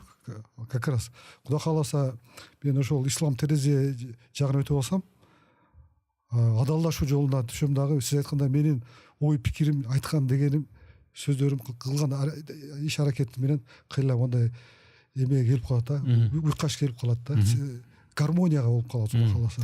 Жыргал мырза, мына сиз жазуучусуз, акынсыз, ошол эле учурда банкта иштейт экенсиз. Мындайча айтканда тыйын эсептегенди билесиз. Сиз илгеркидей баягы Компартиянын, Лениндик баягы ошол саясаттын учурундагы жазуучу эмессиз. Мага өкмөт бериш керек, өкмөт китебим чыгарып бериш керек. Сиз тыйын эсептегенди билесиз. Анан ушул чыгармаларды, китептерди чыгарып атасыз. Анын мындайча айтканда аны өзүн өзү акташ керек, чыгымдар акталыш керек. Демек аны түшүнүпсүз, аны өзүңүз жанталашып, өзүңүздүн күчүңүз менен, өзүңүздүн бир демилгениңиз менен китептерди өткөрүүгө аракет кылат экенсиз, аны жолго коюпсуз. Бирок сиз мындай кылып анализдеп көрдүңүзбү? Кыргызстанда кайсы китептер өтүмдүү экен, кайсы авторлордун китеби өтүмдүү экен? Анализдеп чыктым. Эң көп сатылган бул Чыңгыз Айтматовдун 10 томдугу кетет да. Кыргыз биз эмеге бөлөлү, экиге бөлөлү. Батыш литература адабияты, сырт адабият деп коелу, и биздин ички адабият, кыргыз адабияты. Кыргыз адабиятында эң биринчи орунда Чыңгыз Айтматов турат да. Чыңгыз Айтматовду 10 томдугу дагы бирден дагы жакшы сатылат. Бул биринчи орунда турат. Андан кийинки биздин ошол Султан Раев кетет азыр. Султан Раевдин чыгармалары жакшы кетет кыргыз адабиятында. Ошол эле Ал Токомбаевдин, анан эң көп сатылгандар мына Касымал Жонтошевдун эмеси кетет. Каныбек. Кайра окула берет. Төлөгөн Касымбековдун Сыңган кылычы, Кел. Булар эң көп сатылгандар. Кайра эле көрүңүзбү? Классика бул баягы тундурмалар, шедеврлер кайра эле сатылып, керек болсо басылып, кайра басып чыкса деле сатылып атат да. Анан сырт жазуучулардан аз Дэн Браун деген автор чыккан. Код да Винчи, утраченный символ деп атабыз го. Ошолордуку, Толстой, ошол эле Достоевский, Харуки Муракаминин чыгармалары, чет эл жазуучуларыныкы, ушулардыкы алдыда кетет. А соңку заманбап орус жазуучуларын чын айтканда биз көрүп жүрөбүз, бирок алар бизде азончо сатууга ончо кете элек да. Анан баягы сиздин мен мурунку чыгармалар подкасттарыңызда көрүп калдым да, мындай ой айтылыптыр. Керек болсо сиз айтыпсыз, окурман башы жок болуп калды. Анан ошол сөздү мамлекеттик катчыбыз да Арслан Койчиев да айтып атат да, ооба мен китептер сатылбай өтпөй атат депчи. Мен башка нерсени айтат элем. Ылдый жакты ончо билбейт экенсиздер сиздерчи. Китептер сиздин кетип атат, окулуп атат. Керек болсо Кудай үчүн бизде мындай нерсе бар да, баягы. Ой, жаштар күнөөлүү, жаштар окубайт деп. Жок, окуган жаштар аябай көп. Ишенесизби? Ошол эле азыр биз ошо Султан Акимовичтин, Касымал Жонтошевдун Каныбек колдон колго өтүп окулат ушул күндө. Жаштар болгондо дагы мына бул болгону катмар бар да. Бөлүп коелу да, бул окуган катмар ар дайым болуп келген. Бул сегментке бөлүп коелу. Ар убакта мисалы үчүн читающий народ деп коет, окуган эл. Бакубат жашоо болгон сайын бакубат өлкөлөр жакшы окуйт. Баягы быт деп коебуз го, турмуш тиричилик, кыйынчылык болгон сайын бир аз азаят. Ошол эле Европада, Лондондо мына жакшы кетет. китептер миллиондон тираждар, баягы Гарри Поттерлер бир жумада сатылат да, сразу кетет. Бизде болсо ошол эле айтып атабыз, Айтматовдун китептерин колдон колго өтүп окулат да. Окуган болгону ошону адабиятка кызыккан бул жамаат бар да, сектор бар. Алар сөзсүз колдон колго окулат. Бул өзүнүн эстетикалык ырахаты бар да. Жо, менин ошо сиз айтып атпайсызбы, ылдый жактагы анча-мынчалар билбейт экенсиз депчи. Мен айтайын деп атканым, такыр окулбай калган жери жок китеп. Бирок ошол окуган катмар бар. Алар эмне болсо баягы таш жаса дагы дегендей окуй беришет. Улантып кетейин, озуңузда шакар. Экинчи жагы бар. Мына жооп берейин. Мен мисалы үчүн сиздин эмеңизди уктум азырчы. Мухаммед пайгамбардын өмүр баяны. Сиз менен телефондон жазышып, бирок бүгүн насип экен, мен сизди көптөн бери билем, бирок бүгүн которма аудиону айтып атасыз. Которма аудионузду бул китеп да, бул делечи. Муну мен уктум да. Бул билесизби, өтө көлөмдүү. 10 саатпы? 10 сааттан алып. Ооба, серия. Биринчи бөлүгү мисалы үчүн 2 саат. Мен ушуну аудио китеп. Көрдүңүзбү? Бул болгону формат өзгөрүлдү. Бирок китептегидей эстетикалык биринчи орунга эгер бөлүп койгон болсок, биринчи албетте көз менен окуп, бул аң сезимге сиңүү башкача да. Кино көргөндө только көз менен көрөсүз. Визуалдык. Окуганда подсознание, аң сезим да кошуп окуп, анан кийин бул адамдын адеп аклагына, турмушка дагы келечегине таасир этет да. Ошол нерсе болуп атат. Аудио китептер сиз өзүңүз деле мына Зинаган Пасаңова, жекелердин китептерин чыгарып атпайсызбы? Аудиолоштуруп, заман өзгөрүлдү, угушат адамдар. Мисалы үчүн азыр адамдар, мен башкача айтат элем. Адамдар телевизор көрбөй калды депчи. Китептер окулат. Телевизор көрбөйт. Азыр мисалы үчүн сиздин подкастыңыз көрүлөт. Болгону заман кайда кетип атат? Ошо баягы эме айткан, билесизби, Кубат ака айткан. Агым деп баягы эмеге Мелис аке коюп берет атпайбы? Агым деп кой. Агым каяка кетип атат, ошону сезиш керек да. Сиздин подкастыңыздычы мисалы үчүн телевизордон берсе, эл көрбөй калат, сиздин подкастыңыз мисалы үчүн кече акыркы подкастыңыз Ыдырыс Исаков менен 2,5 саат болуптур. Мен жолдо келип, Ош Бишкек жолдо келип көрдүм. Керек болсо мен ошо менин жүргүнчүлөрүм да көрүштү. Себеби бул мындай да, подкасттыкы мисалы үчүн түштөрүгө токтотуп коебуз. Кирип тамак ичип чыгып кайра көрө бересиз. Силерден бир эстетикалык бир кандай бир эмени алабыз. Бул туура эмес сүйлөп кой деп чогуу переживать этебиз. Бул китеп да. Бул деле китепке окшошуп кетет. Сиздердики деле бул кыскача аңгеме да. Кыскача аңгеме, бир аз балким көркөм болбосо дагы, биздин чыгармалар көркөм аркылуу көркөмдүгү бааланат да. Сиздердики көркөм азыраак болсо дагы, бирок баары бул драма да. Жашоосун айтып берип атпайбы, турмуш айтып берип атасыздар. Турмуш адамдарга кызык, ар дайым кызык болуп келген. Өзүнүн жөнүндө окуйт да. Китептен деле, адамдардан деле адам өзүн көрөт. Жыргал мырза, өзүңүз жазган чыгармалардан, роман, повесттерден тышкары Кыргызстандагы окурмандарга жашоосун жакшыртчу, үмүт берчү кандай 3 китепти окууну сунуштайсыз кыскача? Азыркы кыргыз жазуучуларынын кайсы 3 китепти сунуштайт элеңиз? Чыңгыз Айтматовдон эмесин Кылым карытар бир күн. Анан Султан Раевдин Жан жаза. Анан албетте Достоевскийдин Агайыны Карамазовдорду окуш керек да. Укмуш китеп да. Братья Карамазов деп коет. Буну өзбектер кантип которгон билесизби? Ака-ука Карамазовлар деп которгонушкан да. Жакшы экен. Мынау гезит окуу, гезиттерди жана күркөлөрдөн, киоскалардан талап окуу деген нерсе жоголду да. Ошол эле учурда жана китеп окуу мурдагыдай.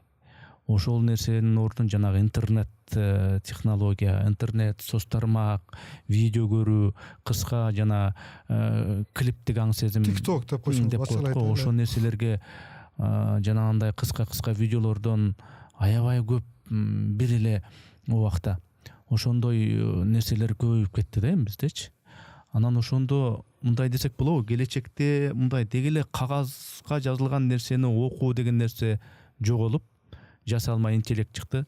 Мисалы үчүн баланча автордун чыгармасынын түпкү өзөгү мазмуну эмнеде? Кыскача жасалма интеллект айтып берип койчу деп, анан ал айтып берип коет кыска, мындай экен, ошондой экен, жашоодо демек мындай учурда мындай алып жүрүшүм керек экен, бул чыгарманын айтайын деген ушул экен, мен түшүндүм, ошенткенге аракет кылам деген сыяктуу кырдаал, кийин келечекте ошондой кырдаал орнобойбу?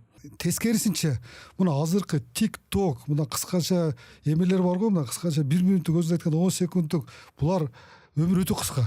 Анан сиз айткан интеллект, жасалма интеллект азыр бизге кайра кирди. Жасалма интеллект ошолорду басып түшөт.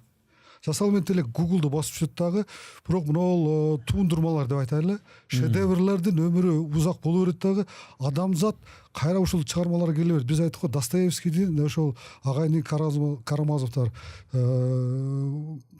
кылмыш жана жаза, Чыңгыз Айтматовдун Кыяматы.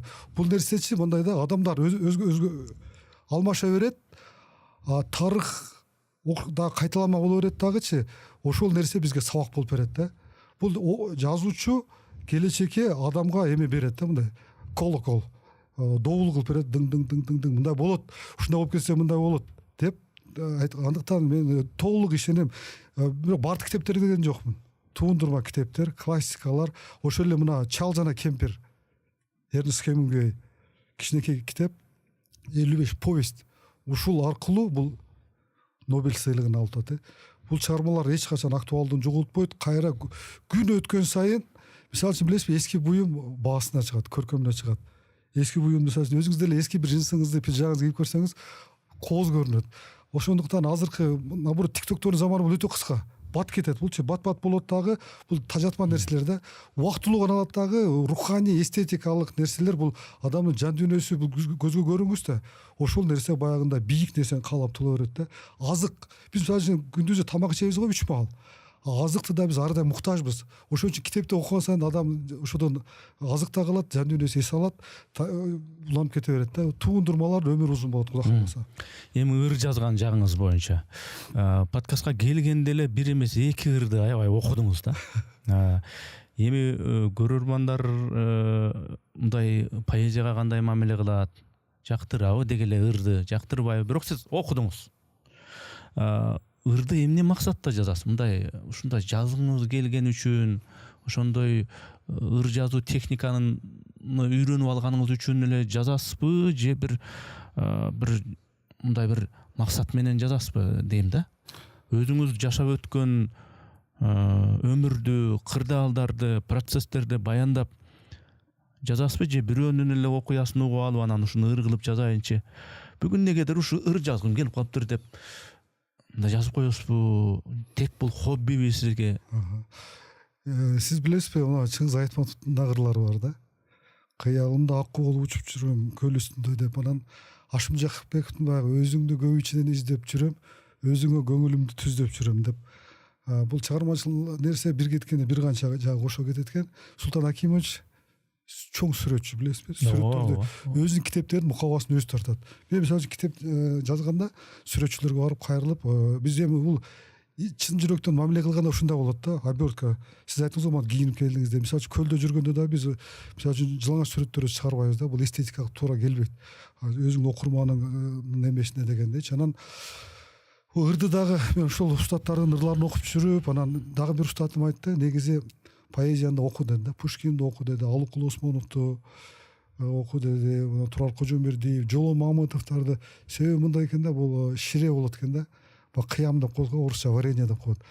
Варенье болот экен да, поэзия. Анан кара сөзгө аралашса окумуш түсүнө чыгат экен. Анан устаттарым айтты, ошол окуп жүрүп 2022 жылы мен так датасы эсимде бар. 8 августта 08:08 22 болсо керек. Ошондо көлдө эс алып жүрүп, таң эрте туруп, ошо намазды окуп бүтүп, анан көл жээгин бойлоп жүрүп, анан кийин ошондо биринчи эме келди да, мындай. Ырдын биринчи ыргактары келип, анан ошо ырды жаздым.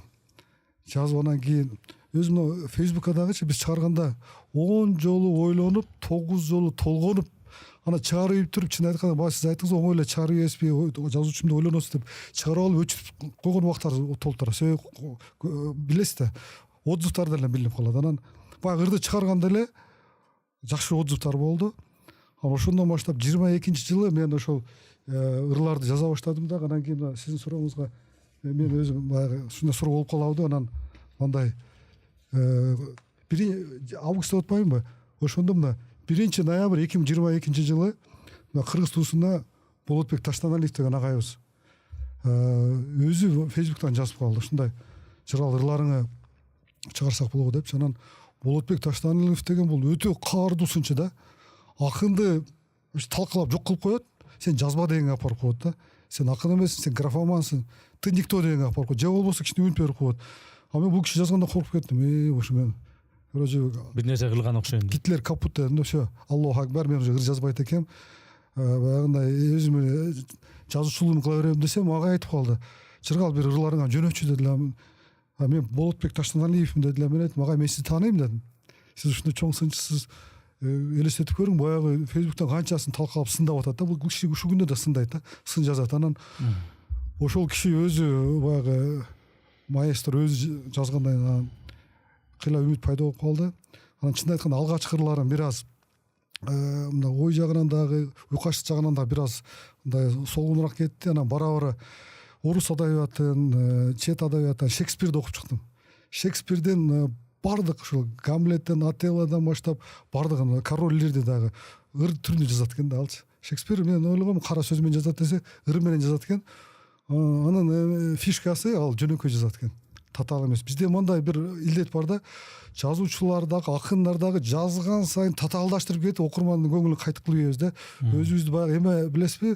Салижан Жигитов айтканда, кыргыз бир китеп чыгарса эле өзүн чоң жазуучумун деп ойлоп калат деп. Андай эмес да, бул бара-бара эме болот экен. Анан ошого күндөн күнгө ырлар баягы мен атайлап жазбайм.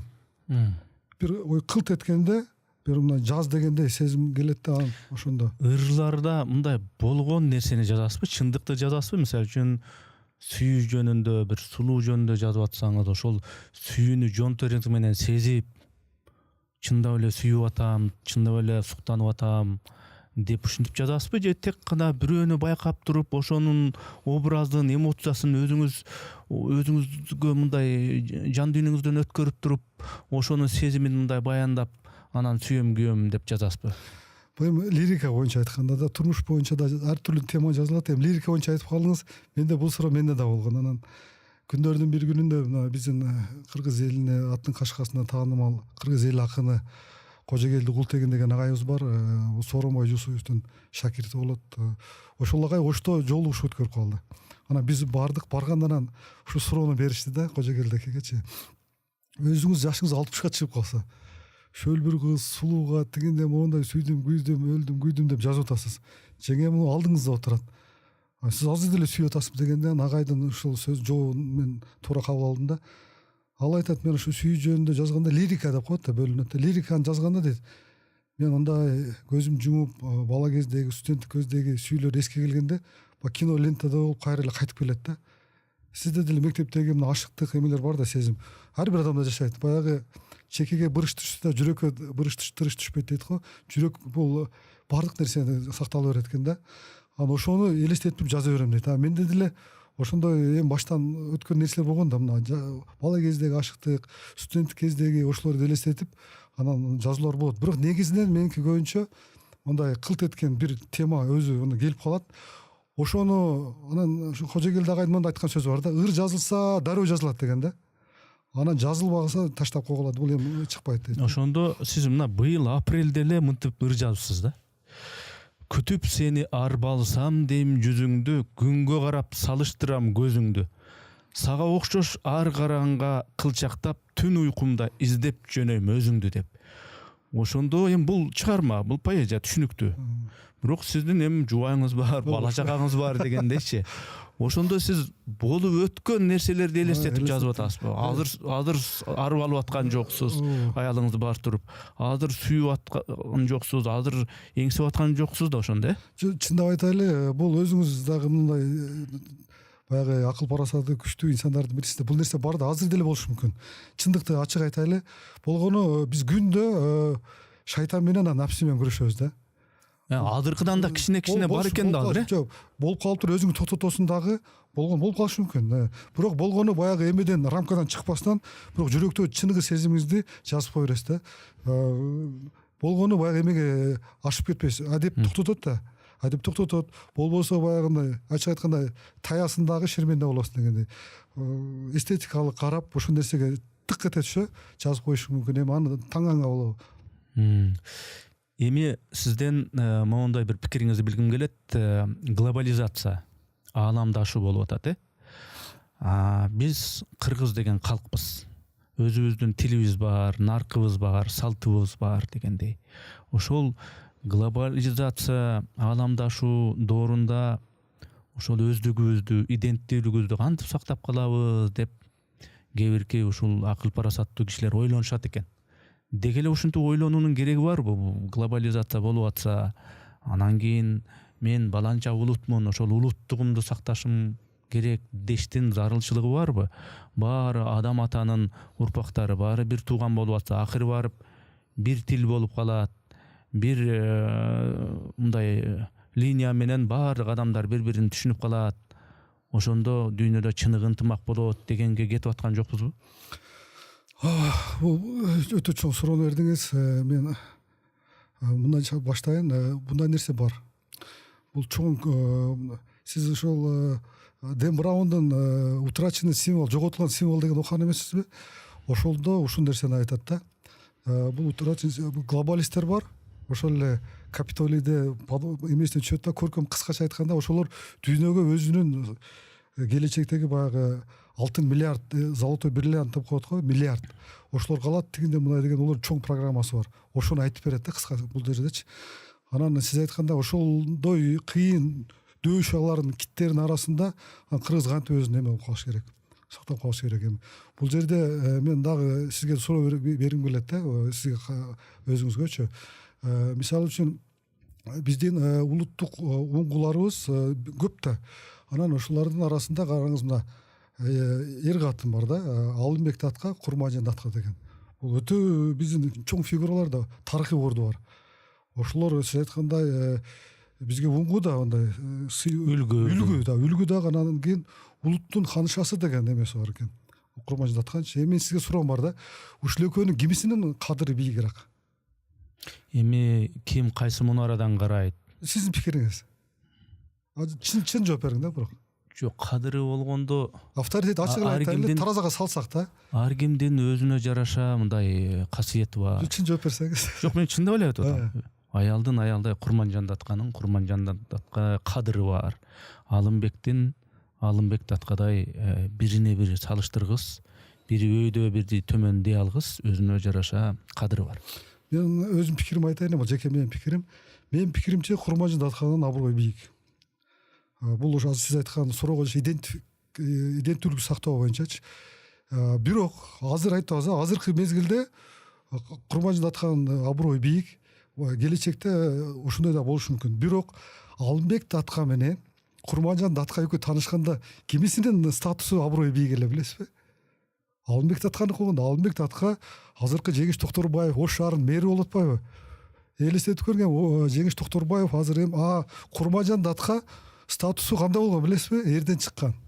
Кулсейитти таштап эрден чыккан деп айтылат да. Эрден чыгып келип, бул бирок атасы бай, Маматбайдын кызы. Эми мына Салымбековдун кызы деп коелу.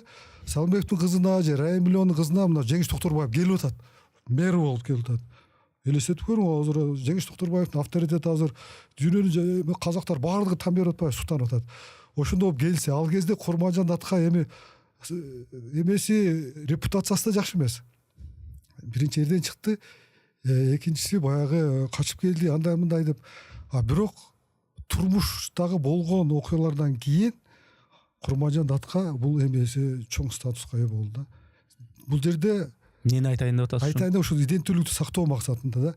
Бул баардыгында ошол биз айткан адеп парасат баардыгы келет дагы, үй бүлөлүк институтту сактап, өзүнүн ошол кыргыз улуттун кармоо үчүн бул аракет болгон да. Мындайча айтканда мындай болот. Бул мына түндүк тарапта эме болуп үркүм болгон, билесизби? Миллиондогон элдер кырылып кетип атат. Тиякта түштүктө бул эме улутту сактап калган да. Айтайын дегеним, ушундай биздин жол башчыларыбыз ушундай болсо, Кудай кааласа, ушундай болсо, ушундай кете берсе, айтат да, балык башынан сасыйт деп коет. Элитабыз ошондой болуш керек да. Ошондой элитаны биз дагы баягындай эме кылышыбыз керек. Анан ошолорго жараша баягы бизде эме деген сөз бар дагы. Эшегине жараша тушу болсун депчи. Ошондо биз глобализацияда өзүбүздү жоготпой биздин маңдайыбызга пешенебизге ошондой лидерлер болсо Кудай кааласа ошондо жоголбой кете берет. Же болбосо дагы башкача айтып берейин. Мисалы үчүн Советтер Союзу жок болуп кетти. Сиз айткан суроо дал келет да. Килеген ушу дүйнөнү башкарып турган нерсе жок болуп кетти. А бирок ошол мындай сөз бар кыргыздачы. Келинди келгенде көр, кемпирди өлгөндө көр дейт да. Келгенде баары эле ой укмуш болот. Советтер Союзу жаштар билбеши мүмкүн, улуумундар билет. Советтер Союзунун акыркы кезде мисалы үчүн Андропов деген өлүп кетти, Черненко өлүп кетти. Анан бул чалдар, аксакалдар өлө берет деп туруп Горбачевду алып келишти.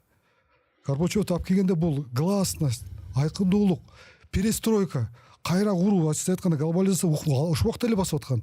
НАТО деген аяк бияк деген болот да, булар Советтер Союзун талкалайбыз деп булар да аракет болуп атат. Ана бул келди дагы, жок биз башка жол менен барабыз деди. Бирок ошол кезде 85-жылдары социалисттик строй тура эле болгон. Бирок базар экономикасы болуп, плановый экономика болгон үчүн биздин каржыбыз өтө чабал болуп турган да. А кытайлар болсо социалисттик эле строй менен базар экономикасы менен кетти го. Ошондон алар тиги номер один болду. Анан Горбачев келди дагы баягыны кылам деп туруп, бирок союз ыдырап кетти. Азыр орустар соңку кезде эме жүргүзүптүр да. Сурамжылоо жүргүзүптүр. Азыр биз Курманжан Даткан эмеске суроо бердим го. Улут туңгусу азыр дагы бийлик айтып атпайбы улут туңгусу деп. Негизинен бул дыя туура. Улут туңгусу ким деп сураганда ишенесизби ким болуптур биринчи? Пушкин болуптур да. Пушкиндин жеке жашоосунда 28 жолу канча жолу дуэлге чыгып жүргөн дейт. Экинчи орунда Сталин экен. А Горбачев ошол тизмеде жок экен. Демек орустар дагы башка мамлекеттерде ошол өзүбүздү жоготуп албайбыз. Биз азыр Путин айтат, биз суверендүүлүктү сактап атабыз деп атат. Зеленский деле тиги согушта суверендүүлүктү сактайбыз деп атат. Ар бир улуттун чоң коркунуч бар да. Бизде да ошондой коркунуч бар. Бизде дагы мисалы үчүн тажиктер менен мындай болуп кетейин дегенде биздин бийлик жакшы согушка провокацияга алдырбай, кызыл кандуулукту токтотуп, ошондой саясат болуп, ошондой баягындай урпактарды датканебиздин, мен ошо даткан эмнеге айттым.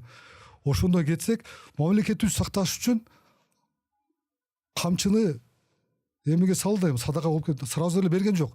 Секин болсо да кандайдыр бир биз эмеге барабыз да, баарычы. Бир колуң кесесинчи, бармагың кесесин, бирок денең сак калат. Мына жери ооруп атабы?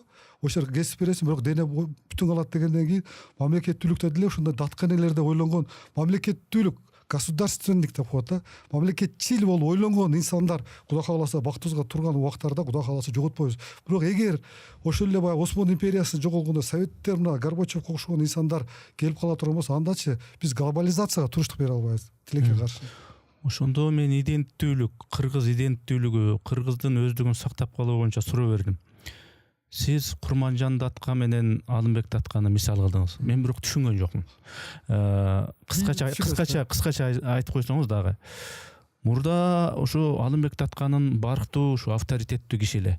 Кийинчерээк барып, мына бүгүнкү күндө Курманжан Датка аябай барктуу, тиге караганда тигине көп айтышат деп атасыз. Ошондо иденттүүлүккө мунун кандай тиешеси бар? Болотпайбы? Бул ошол биздин ошо иденттүүлүк деген ошол улут да.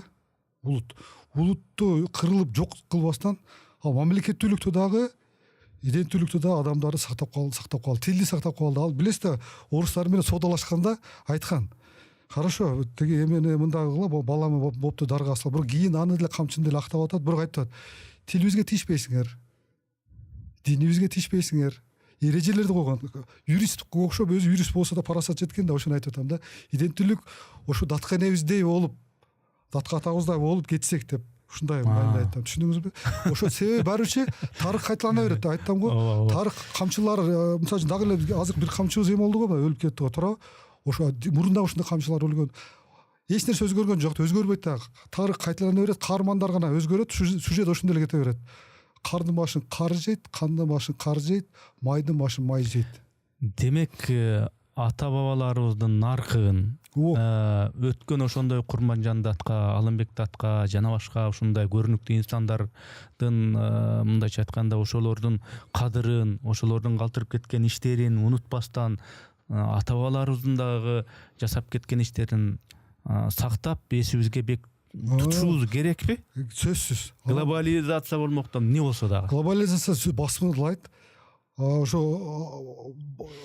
ата бабалардан келаткан нерсени катуу карманышыбыз керек. Бизге стержень болуш керек да.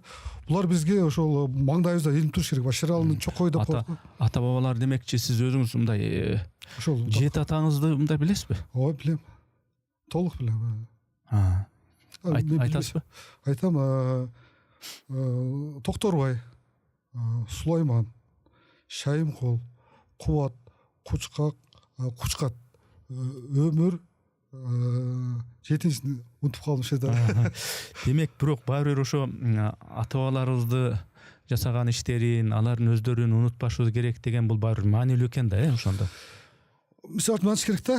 Мисалы үчүн сиздин балаңызчы, менин балам булдарыбызчы бир ушундай баары бир күндөрдүн бир күнүндө жеке турмушка кичине эми глобализациядан личность өтөлү бир үй бүлөсүндө аял менен урушту башка болду дегендечи, мисалы үчүн мындай суроо болот, билиш керек да. Эрни сатам, жыргалатам, ушундай убакта кантип поступать этти? Сөз ойлонуш керек. Азыркы биздин лидерлер дагы ошондой нерселер болгондо, эгер мен ордумда эмнеге Алымбек Татка болуп калды, Курманжан Татка болуп калды? Андан кийинки мисалы үчүн биз мисалы үчүн өзүңүз эми айтпай эле коеюн, анча жак качкын президенттерди биз азыр идеал кыла албайбыз, мисал кыла албайбыз да. Тарыхта кааласак, каалабасак дагы алар качкын болуп калат. Бирок ошол дагы мына биздин алымдар айткандай, алар ошол нерсе пешенесинен жазылган да, качкын болуп. Бирок аларда жашоосунда ошону өзгөрткөнгө мүмкүнчүлүк болгон болчу. Бирок баягындай тагдырга байланыштуу ушундай болуп калды. Бул ошолордун маңдайына жазылган да. Кудайдан баарыбыз ошону тилейли.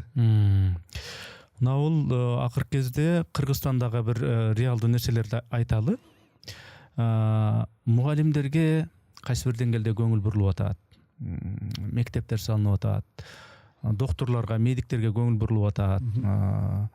Ушул бюджеттик мекемелерде иштеп аткан мамлекеттик кызматкерлерге айлыгы көтөрүлүп атат, көңүл бөлүнүп атат дегендей. Спортчуларга көңүл бурулуп атат.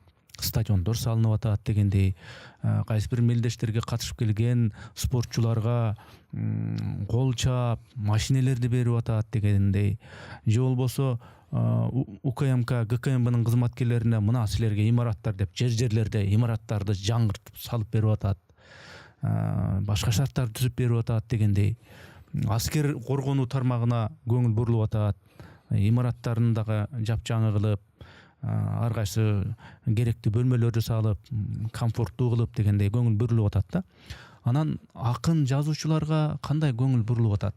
Же булар ошондой көңүл бурулууга али татыктуу болуш элекпи? Да бирдемелерди чемпион болуп, мынакей дүйнө жүзү окуй турган чыгарманы жазып ийдим, могу ырды жазып ийдим дегендей деңгээлде боло элекпи? Ушул боюнча кандай оюңуз кыскача? Эми бул боюнча сиздин өткөнкү передачаңызда Арсланбек койчуев жооп берди. Ошондо мен жеке пикирим, өзүмдүн пикирим бар да. Чынын айткандачы, бул баягы сиз дагы айттыңыз, бул базар экономикасында бирөөгө бул именно акын жазуучуларга бул бизге мындай эмес да. Бирөө алып келип астыңарга сунуп бере тургандай нерсе эмес. Бул деген өзүңүз ошо макул болуп, ошол бул мындай Кудайдан берген кесипте. Ана буну мисалы үчүн келсең жазып берем дегенчи бул чыкпайт, анда жакшы нерсе да чыкпайт. Бул өзүң ошого кайыл болуп, жон териңи, убактыңы, алтын деген убактың каражатыңы, өмүрүңү арнап жазасың.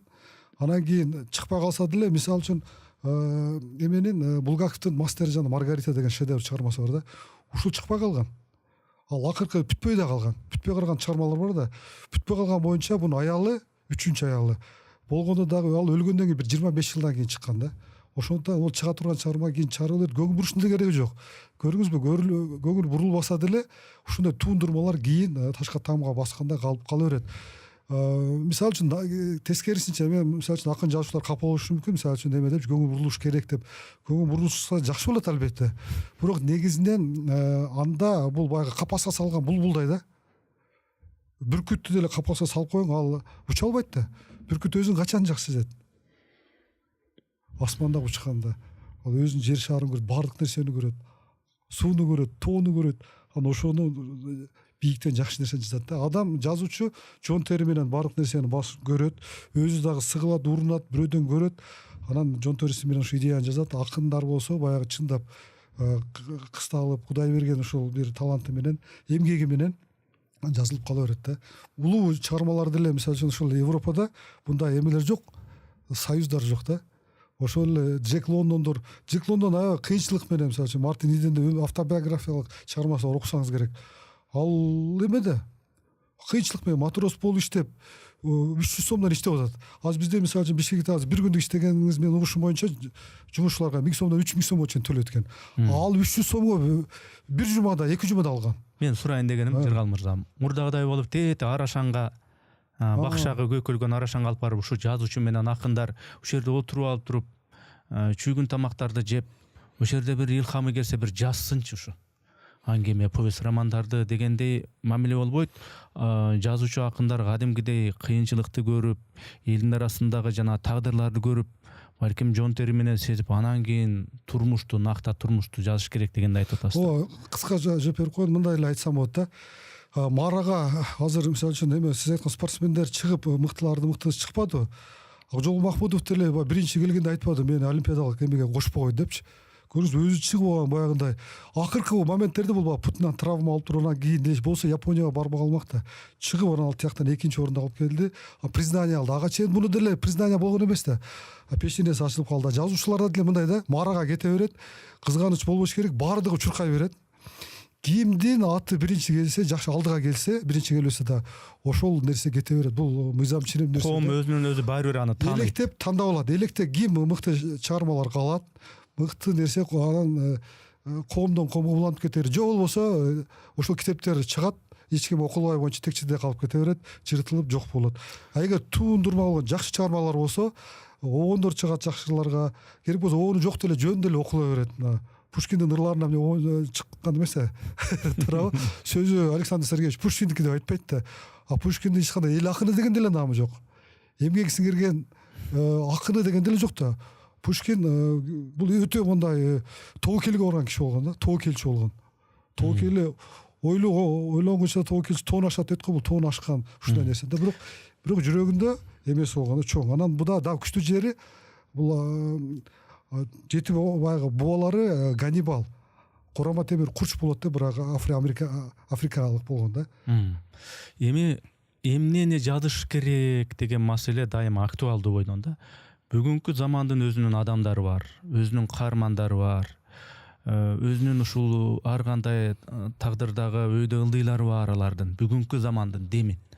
Ошол жазуучулар, акындар бүгүнкү замандын демин жазып атышабы сиздин оюңузча? Канча бир жылдар өткөндөн кийин ушул 2025 жылы, 20 жылы, 2019 жылы мондайлар болуптур деп ошол замандын жытын, ошол замандын түсүн биле алгыдай чыгармалар жазылып атабы? Мисалы үчүн азыркы заманда мисалы үчүн ошол эле Борбордук Азия мамлекеттеринде авторитаризм, же болбосо Украина маселеси, Грузия маселеси, ошол эле мындай окшошкон биздеги процесстер, ошолордун кедергиси кайсы бир адамдардын тагдырына таасир этип атканы, ал тагдырлар же тигиндей же мындай болуп атканы, адамдардын ортосундагы мамилелер, тагдырлар, ошону жазуучулар жазып атабы? Мен бирок чындап айтканда башка авторлордукун эме кылган жокмун, окуган жокмун. Бирок өзүбүздө мына Султан Раев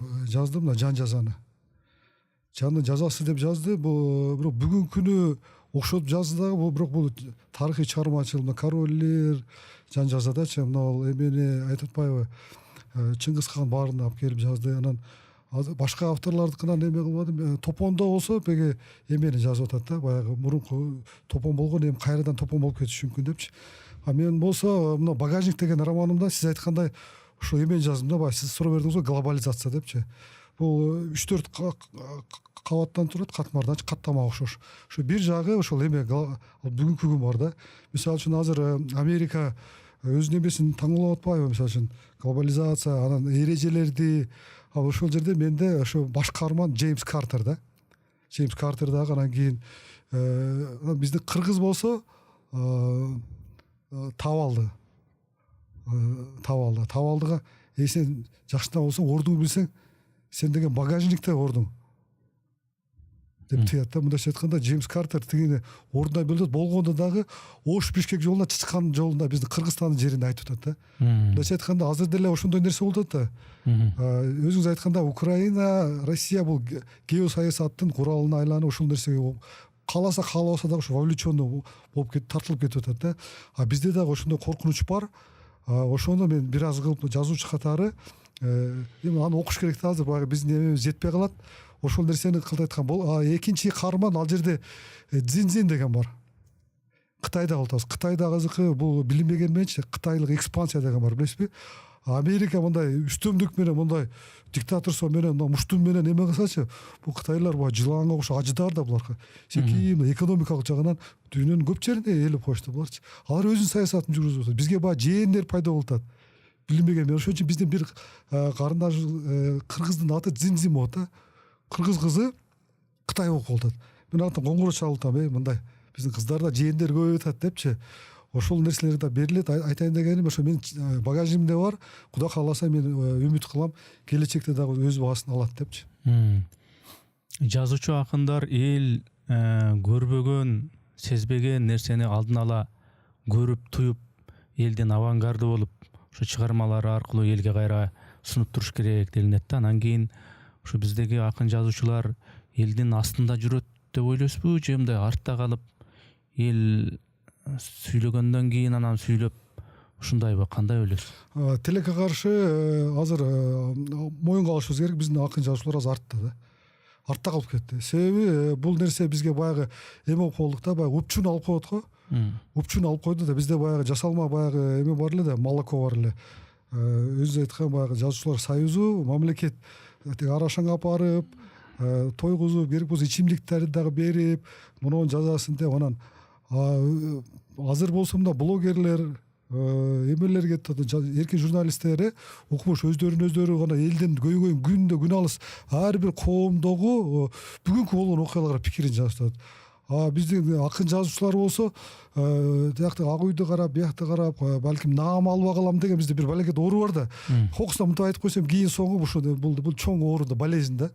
Ошентип эле ошо менен ооруп көп артта калып кетти. Эми азыраак аз эми аракет бар. Ошентсе дагы бирок биздин ошо азыркы заманда ошо жаңы мына современный Кыргызстан деп коелу, чоң акындарды жарата алдык да. Өздөрү жаратылды, эми бирок коом жарат деп койсок, мына уучубуз кур эмес. Элмирбек Иманалиев дүңөттү, моюнга алыш керек чоң акын. Зайырбек Ажыматов, туурабы? Ушундай азыр Илим Курмушев деген бир жигит көзү өтүп кеткен. Бирок анын чыгармалары азыр ошол көзү өтүп кеткен этсе дагы чыгармаларында укмуш мындай ойлор бар экен. Азыр Абдыган Эркебаев жакында бир талдоо китеби чыкты. Ошол жерде Илим Курмушевди айтат. Айтайын деген уучубуз кур эмес, болгону бир аз мындай этияттап, кагазга уруп, кыйла баягы артта калып кеттик да. Жалтаңдап, якты карап, эме кылып, элдер алда кетип калды. Ошо моюнга алыш керек. Баягы упчу менен айлектенип калган бизде адат деп коелу. Ошо адаттан кутулуп, азыркы реалдуулукту сезип алсак эле, дагы ошо Кудай кааласа мыкты мындай жазуучу, акын жазуучулар сөзсүз чыгат. Баягы бизде аккан арыктан суу агат деген жакшы сөз бар да. Ал нерсе сөзсүз болот. Сиз могу кино жаатында дагы өзүңүздүн талантыңыз бар экен. Кино сценарист экенсиз. Анан жана Эфир деген теле сериалга өзүңүздүн салымыңыз бар экен. Бул жөн эле хоббиби же бул жагынан дагы өзүңүздү дасыккан кино жаатындагы адисмин деп эсептейсизби? Жок, бул жакта мен эч кандай адис эмесмин. Бул мага ушул чын айтканда бактыга жараша сунуш түштү. Ошо жаздым дагы. Анан чын айтканда азыркы заман менен айтканда аябай көрөрманы көп болду дагы. Ошо сценарий бирди жаздык, Эфир бирди жазганда аябай көп көрүүчү болду. Бактысына жараша баягы ковид болуп берди. Элдер үйгө камалып калды. Биз 7-чи каналдан ошол саат комендантский часта болуп берди. Эчке чыкканга болбойт да. Бактыга жараша биз 8-де кино коюлган. Элдер үйдө отуруп телефондон көрүштү да, ушундай болуп кеткен. Элдин суранычы менен Эфир 2 да тартылып калды. Мен өзүмө сценаристмин дагы, актер дагы деп эсептебейм, бирок кичине кыял жаралып калды. Себеби дамын татып калдык да. Дамын татып калгандан кийин албетте жакшы олуттуу бир ролдор койсо, мен оюмча сиз деле аткара аласыз да, көрсөчү. Ар бир адам баягы Шекспир айткан, билесизби? Бүт дүйнө театр, биз анын актерлорубуз депчи. Моюнга келсе баягы байтал ат бол дегенде ушундай боло берет экен, Кудай кааласачы. Бирок кыялдар бар, жакшы сунуштар болсо түшөм дегенчи. Өзүңүзгө насип этилген могу чыгармачылык тагдырды, ошол акындык, жазуучулук, сценаристтик, ошол чыгармачылык тагдырды, анын ысык суугун өзүңүздүн уул кыздарыңызга дагы каалай айтып белеңиз, баарын эске алып туруп. Бул нерсе, бул жагынан мен көбүрөөк эме дин боюнча кетем да. Бул мен кааласам каалабасам дагы жараткан Алланын айтканы болуп пешенеге баягы тагдырынан жазылган. Бирок мен эң башкысы мен балдарыма эмнени каалайт элем? Алар ыймандуу, адептүү, өмүрлөрү узун болуп, анан жөн гана эң болбоду дегенде ошо Достоевскийдин баягы идеяларындай бир үй бүлөнүн жакшы үргүлөө инсаны болсун деп тилейм. Анан эгер ооба үй бүлөсүн жакшы карап, үй бүлөнүн баягы ысык суугуна туруштук бере алып, жок дагы мен дараметим күчтүү деп айтса, ошол өзүнүн жаатында. Достоевский айткан жок, сөзсүз эле башчы бол, сөзсүз эле бир чоң мекемени жетекте деген жок. Бир өзүңүн бир кесибиңде сен мыкты бол дейт, ар дайым жакшы бол, адам бол деп келет да. Анысында мен балдарым да эгер өзүнүн үй бүлөсүн жакшы карай алса, Кыргызстандан керек болсо дүйнөгө кереги жараган мыкты инсандар болсо, бали демекчибиз. Бирок кесип тандоого өздөрү чечет. Кесип тандоого, жубай тандоого мен аралашпайм. Себеби алар өздөрү адам бир эле жолу жашайт. Анан өздөрү булар өз жон терімен сезип өтүш керек. Анан биз буга жазуучумун да сезем да ал нерсени. Туура келбей калат, мыйзам боюнча дагы, дин боюнча да. Алар өздөрү ушул жолду басып өтүш керек. Жон териси менен сезипчи, ак менен караны эле, бирок багыт беребиз. Мен балдарды айтат го, сен балдарды тарбиялаба дейт да. Сен өзүңдү тарбияла дейт да. Мен мисалы үчүн өзүмдү тарбиялап ошол бойго жетип калды. Ошого 40тан кийин дагы балдарым көрүп, өзүм дагы карап, тыя турган жерлерде тыйып, канча сөздөрдү эме кылып, кийин кечени дагы сөз керек болсо сөздү дагы этеп тап сүйлөп калат экенсиң. Тамак жасай аласызбы? Ушул жерден мен эң баягы Чыңгыз Айтматовдон сурашкан экен да, сиз эмнени билбейсиз деп, ушунча дүйнөнү дөңгөрөткөн киши, ал киши билесиз да, машина айдаганы, компьютер басканды билбейм деп. Анысында мен эң ошол слабый местам ошо тамак даярдай албайм. Керек болсо үйгө келгенде тамак жок болсо ач карын отура берем. Мен кеч келгенде кичинекей уулум чакырам, болбоду дегенде ушу жумуртка куруп берет, балам кылып берет, же апам кылып берет, же аялым кылып берет. Аялым жумушта болуп калса, апам сарлап, мен ал адатымды билет, апам. Ошол үчүн апам сарлап, чай, пай баарын даярдап коет. Анан ушундай нерсе бар да. Минус жагы ошо. Ар кандай кырдаалдар болуп калат. Теги үйдөгү кир машинени иштеткенди билесизби? Ошол нерселер бытка жокмун да. Жоксуз. Бытка вообще жок. Муну мен аялым, мен биринчи китептерим чыкканда, анча журналисттер, ошо мен аялым тигүүчү да. Тигүүчүгө баягы кийим кечесин тиктиргенче барып сураганда аялым бардыгын айтып калган экен да. Жыргалдын колунан эч нерсе келбейт депчи. Жазгандан башка эч нерсе келбейт дегендей бытка ушундай турмуш тиричиликке чын айтканда жок. Мен жездем капа болгон. Жездем экөөбүз ушу Бишкекте жездемде командировка келип калдым, мен да командировка келип калдым. Эжеме барып айтыптыр да, бул жыргал керек болсо шымына үтүктөй албайт экен дептир да. Балдарыңыздын, кыздарыңыздын кимиси канчанчы көлөмдөгү размердеги кийим кийерин, канчанчы көлөмдөгү размердеги бут кийим кийерин билесизби, билбейсизби? Ошол нерсени тилек билбейм. Бүт баарын этти гана билип калдык азыр. Мына мисалы үчүн Ташиев айткандайчы 680 ата ичине картошканын баасын, пияздын баасын да билбейм. Ошо көбүнчө бизде баягы айтат го, ушу жакшы күчтүү ийгиликке жеткен инсандын аркасында мындай даанышман күчтүү аял турат дегенде, мен өмүрлүк жубайыма, апама, балдарыма рахмат. Ошолор компенсировать этип менин минустарым ошолор жаап жашырып келет да. Үйдөгү мындай кем көсүктү ошолор жаап жардам берип келишет. Романдарды жазат экенсиз, 3 романды жаздыңыз, повесттерди, аңгемелерди жазат экенсиз, ырларды жазат экенсиз. Эми ага убакыт керек да. Ага деген ойлонуп толгош үчүн убакыт керек. Анан үйдөгү жанагындай маселелерди жубайым чечет деп атпайсызбы?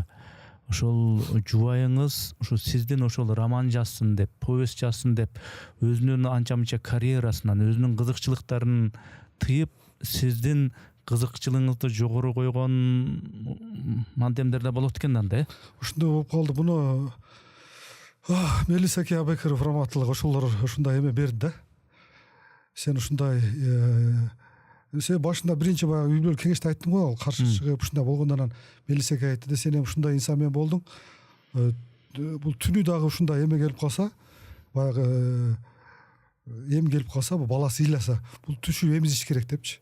ошол маалда сен кызганбай туура түшүнүп деп анан көп устаттар эме кылгандан туура кабыл алды окшойт. Бирок баары бир кээде бул нерсе үйдүлө айтылат уланып кете берет. Бирок негизинен колдоп келатышат. Мен ушуга чексиз ыраазымын. Кинолордон айрыкча көп байкайбыз. Европалык, америкалыктардын ушул үй бүлөлүк баягы тиричиликте аялына күйөөсү аялына комплименттерди айтышат. Ал жалпы мындай бир этикетте болгон менен баары жылмайып туруп айтышат да. Сенин көйнөгүң жакшы экен. Сенин бүгүн башкача күлүп атасың. Бүгүн демекиден башкачасың. Жыргал депчи мисалы. Же болбосо аларда мен сени жакшы көрөм. Мен да сени жакшы көрөм деп ушундай кинолордо ушундай фразалар айтылат го бири-бирине.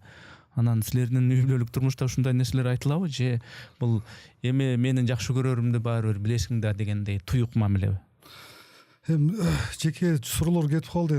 Суроого жооп берейин. Мен башында убадалашкандай ар бир сурооңузга жооп берем деп айткам да, үй бүлө жөнүндө болуп калганда ойлондум эле, мындай суроо берилбейт деп берилип калганын айтканга туура келет. Ушул 40 жашка чейин моюнга алыш керек. Мен ушул нерселер азыраак болду. Иш менен, жаштык курчтук менен ошол нерселер менен алек көбүнчө иш менен алек болдук. Моюнга ала эле оюн зоок, башка убакыт кетирген убакыттар көп болду. Ошондо мен үй бүлөмө, апама, ошо аялым, балдарым ыраазымын. Ошондой нерселер айтылган жок. Бирок жаш өтөлгөн сайын ошол баалуулуктар келип атат. Мен азыр айтам, анан мурда чын айтканда анчамча аялымы, балдарымды көп кагып койгон учурлар болот да. Мен кээде ушундай эме бар, баягы китеп окуп жүрүп аяндай мындай кичине ушундай бир аз диктаторство да пайда болуп калды. Үйдө бир аз диктатордо болуп жүргөн мезгил болду. Анан бара ушундай жаш улуулаган сайын жумшара баштадым да, жүрөк жумшарды. Азыр ушундай нерселер айтам. Анан азыр анчамча бир сөздөр болсо кулак салбай, кайша айтпаганга аракет кылып, балдарым деле анчамча кемчиликтерин көрбөгөнгө аракет кылып, аялым деле мурда деле урушуп кагып койгон болсом, азыр ушул нерседен оолак болгонго аракет кылып, ачык айтканда өзүмү тарбиялаганга да азыр деле күндө ошо менен элекмин да. Татаал, бирок кыйын да, ошончо дагы ошо жолдомун. Биз эми эркекпиз. Жараткан бизди эркек кылып жаратты. Кээде ушул аябай ачууңуз келгенде, сыртта болобу, үйдө болобу, мындай сөгүнөсүзбү? Мурда сөгүнчүмүн. Ачык айтканда мурда сөгүп, анан эме койчу, анан бирок жазуучу менен акындаркы жаманда сөкпөгөн жумшак сөздү элечи өзөңү жеткизе коет да. Аялым да кайтат, айтаттап сүйлөсөң деп, жана кесиптештерим да кээде айтып калат. Биздики баягы сөкпөй деле анан айын деген сөзүң сиз айткандай баягы кашык менен же башка менен айтып койсоңуз ол эмеге жетет да, нар жака жүрөгүндө так болуп кала тургандай. Так болуп адамды давление кылып салат да. Ошол жакшы жумшак сөздөрдү дагы этияттаганга аракет кылабыз. Кээде апам да кыжалат болуп жүрдү. Баягы бул ушундай экен да. Эгерде кечирим сураш керек болсо, кимдерден кечирим сурайт элеңиз? Мен биринчи ошол Кудайдан кечирим сурамакчымын да. Жаштык мастык кылып, билбей ошол кылган күнөөлөрүм үчүн туура эмес басып, ушундай бир нерселерди кылып, эми бирок адам пенде адашуучу дейт. Пенде адашуучу деп ал өзү айтып атпайбы, мен сени кечирем, бирок тооба, азыр көп тооба кылам. Эми жаштык кезде болду, анан Кудайдан кечирим сурамакчымын. Апаман кечирим сурамакчымын. Тентектик кылып, себеби 21 жашымда мен ошол бай айтып бердим го. Менде тандоо болгон, Гүлчөдө калып, мал келди карап, үй бүлөм апам багыш керек болгондо Ломоносовду көп окуп алган экен. Ломоносовду окшоп сумкама салып, баягы айлардын эмесимен баягы пары менен деп коелу. Ошту көздөй кийим кечем кургай элек келип баягы иштерди окуп кеттим да. Ошол нерселерге балким ошол убактарда апам жүрөгү ооруса керек. Эне болуп кайра балким кичине каргап саргап алып кайра кайтып калгандыр. Ошо апама кечирим сурамакмын, аялыма кечирим сурамакмын. Түндүр кээде кеч келип, кээде үйгө түнөбөй моюнга алыш керек деп мас болуп келип, башка нерселерди кылган болсо, ошондон мен балдарыма кечирим сурамакмын. Жөн жок эле урушуп, тилдеп, анчам акча сураса бербей, же болбосо мына кийимди алып берип койсо алып бербей, жакшы көргөн тамагын алып бербей койгон учурлар болушу мүмкүн. Мисалы үчүн алардан деле кечирим сурамакчымын. Бул пенде экенбиз да, акчаны үнөмдөйбүз деп ар нерсе болобуз деп. Биздин коомдо болуп жаткан өтө бир кейиштүү, жүрөгүңүздү өйткөн, кыргыздын кендирин кескен өзгөчө бир кайсы бир көрүнүшкө аябай жаныңыз ачыйт? Кайдыгерлик да. Эң жаман нерсе ошол, Кудай сактасын, бул ошол нерсе, бул ошо кендирде ошол нерсе кесет да. Кайдыгерлик биздин ошо түбүбүзгө да жетиши мүмкүн да. Биз ошол нерседен этият болушубуз керек. бактылуулук деген эмне? Үйүң болсо, машинең болсо, туруктуу ишиң болсо, туруктуу кирешең болсо, ушул стандарттуу негизи бактылуулук деп жүрүшөт да. Сиздин оюңузча бактылуулук эмне? Бактылуулук ал эмес. Бактылуулук бул ошол жан жазада эме айтат да, булар жетөө деп коет да. Султан Раевдин жан жаза деген романында жетөө ошол баягы Муса пайгамбарга окшоп жер кыдырып эл кыдырып жүрүп келет, анан ошо бейиш жер каер деп сураганда акырында бутумун алды дейт да. Ансыгарындай бактылуулук бул жүрөктө, жан дүйнөңдө да. Грибоедовдун акылдан азап деп коет. Адам акылдан азап таап келет. Андыктан бул бактылуулук өзүң жан дүйнөңдө жүрөгүң менен акылыңдын ортосунда гармония да. Ошол нерсеге сен гармонияга жете алсаң, анда бактылуусуң. Сиз айткандай алдыга бир канча планкаларды кое алып эле өзүңчө байга жетем, Илон Маскка жетем, Салымбековго жетем, же Ташиевке, Садыр Жапаровго жетем десеңиз, анда сиз өмүр бою счетуңузда 5 миллиард доллар болсо да бактысыз болосуз. Жөнөкөй эле бактылуу үйдө тынчтык болсун. Пайгамбар айтат го, эртең менен турганда өлкөңдө, шаарыңда тынчтык болсо, анан бир эле ошо түштөнүүгө жете турган тамагың болсо бактылуу деп. Бир туугандарың аман болсо, дос жарың аман болсо, оору сыркоодан алыс болсоң, ошол бактылуулук бул ички сезим да. Бир жактарды кыдырган бактылуулук эмес.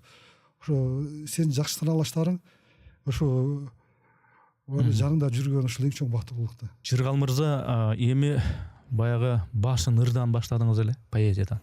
Эми аягындагы ыр менен бүтүрүңүз. Өзүңүздүн көңүлүңүзгө өзгөчө бир жаккан бир ыр саптарынан окуп берсеңиз, анан жыйынтыктайлы. Рахмат. Сиз соңку сурооңуз болбодубу? Бактылуулук деген эмне депчи? Ошого уйкаш адамдар азыр көбүнчө коуч издеп, мотивация издеп ушундай нерселер утат. Анан мен да ушуга жараша, заманга жараша эмнени жазып атасыңар деп сурадыңыз го. Ошо замандын ыры бүгүн жаша. Эртең деп көздү жууп, аш жүгүрүп, барманга сөлпөң этип тизе бүгүп, ишке ашпас кур кыялга бел байлабай, жөн гана өзүң үчүн бүгүн жаша. О күнкү мүшкүлдөрдү миң эзгилеп, бүтпөгөн ал иштерге жапа чегип, өткөнгө бармагыңды тиштей бербей, өмүрдүн жытын искеп азыр жаша. Тойго деп акча жыйнап тоголонуп, 5 жылдап жанды кыйнап, жонду жоруп, 4 саатта ай асманга чаң сапырбай, жашооңду жаркыратып күндө жаша. Азгырган сом долларбай акмалабай, байлык деп мал артынан кубалабай, 5 күндүк кур напсинин кулу болбой, бүгүндүн бактысына моюп жаша. Дем алып көргөнүңө канаат кылып, бир боорум бүгүнүңдү барктап жаша.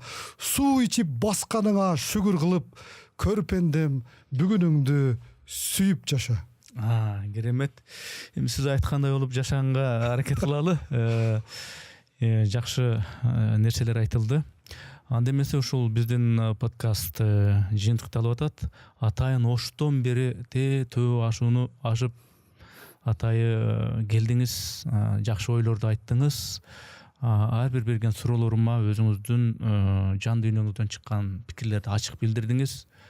Бул биздин коомго, биздин көрүүчүлөргө, өзүнүн жашоосуна, өзүнүн ушул руханий дүйнөсүнө кайсы бир деңгээлде бир азык болот деп мен үмүттөнөм. Ишиңизде ийгилик болсун, Кудай ден соолук берсин, жараткан сизди акыйкат жолдон адаштырбасын. Мен айтканыңыз келсин.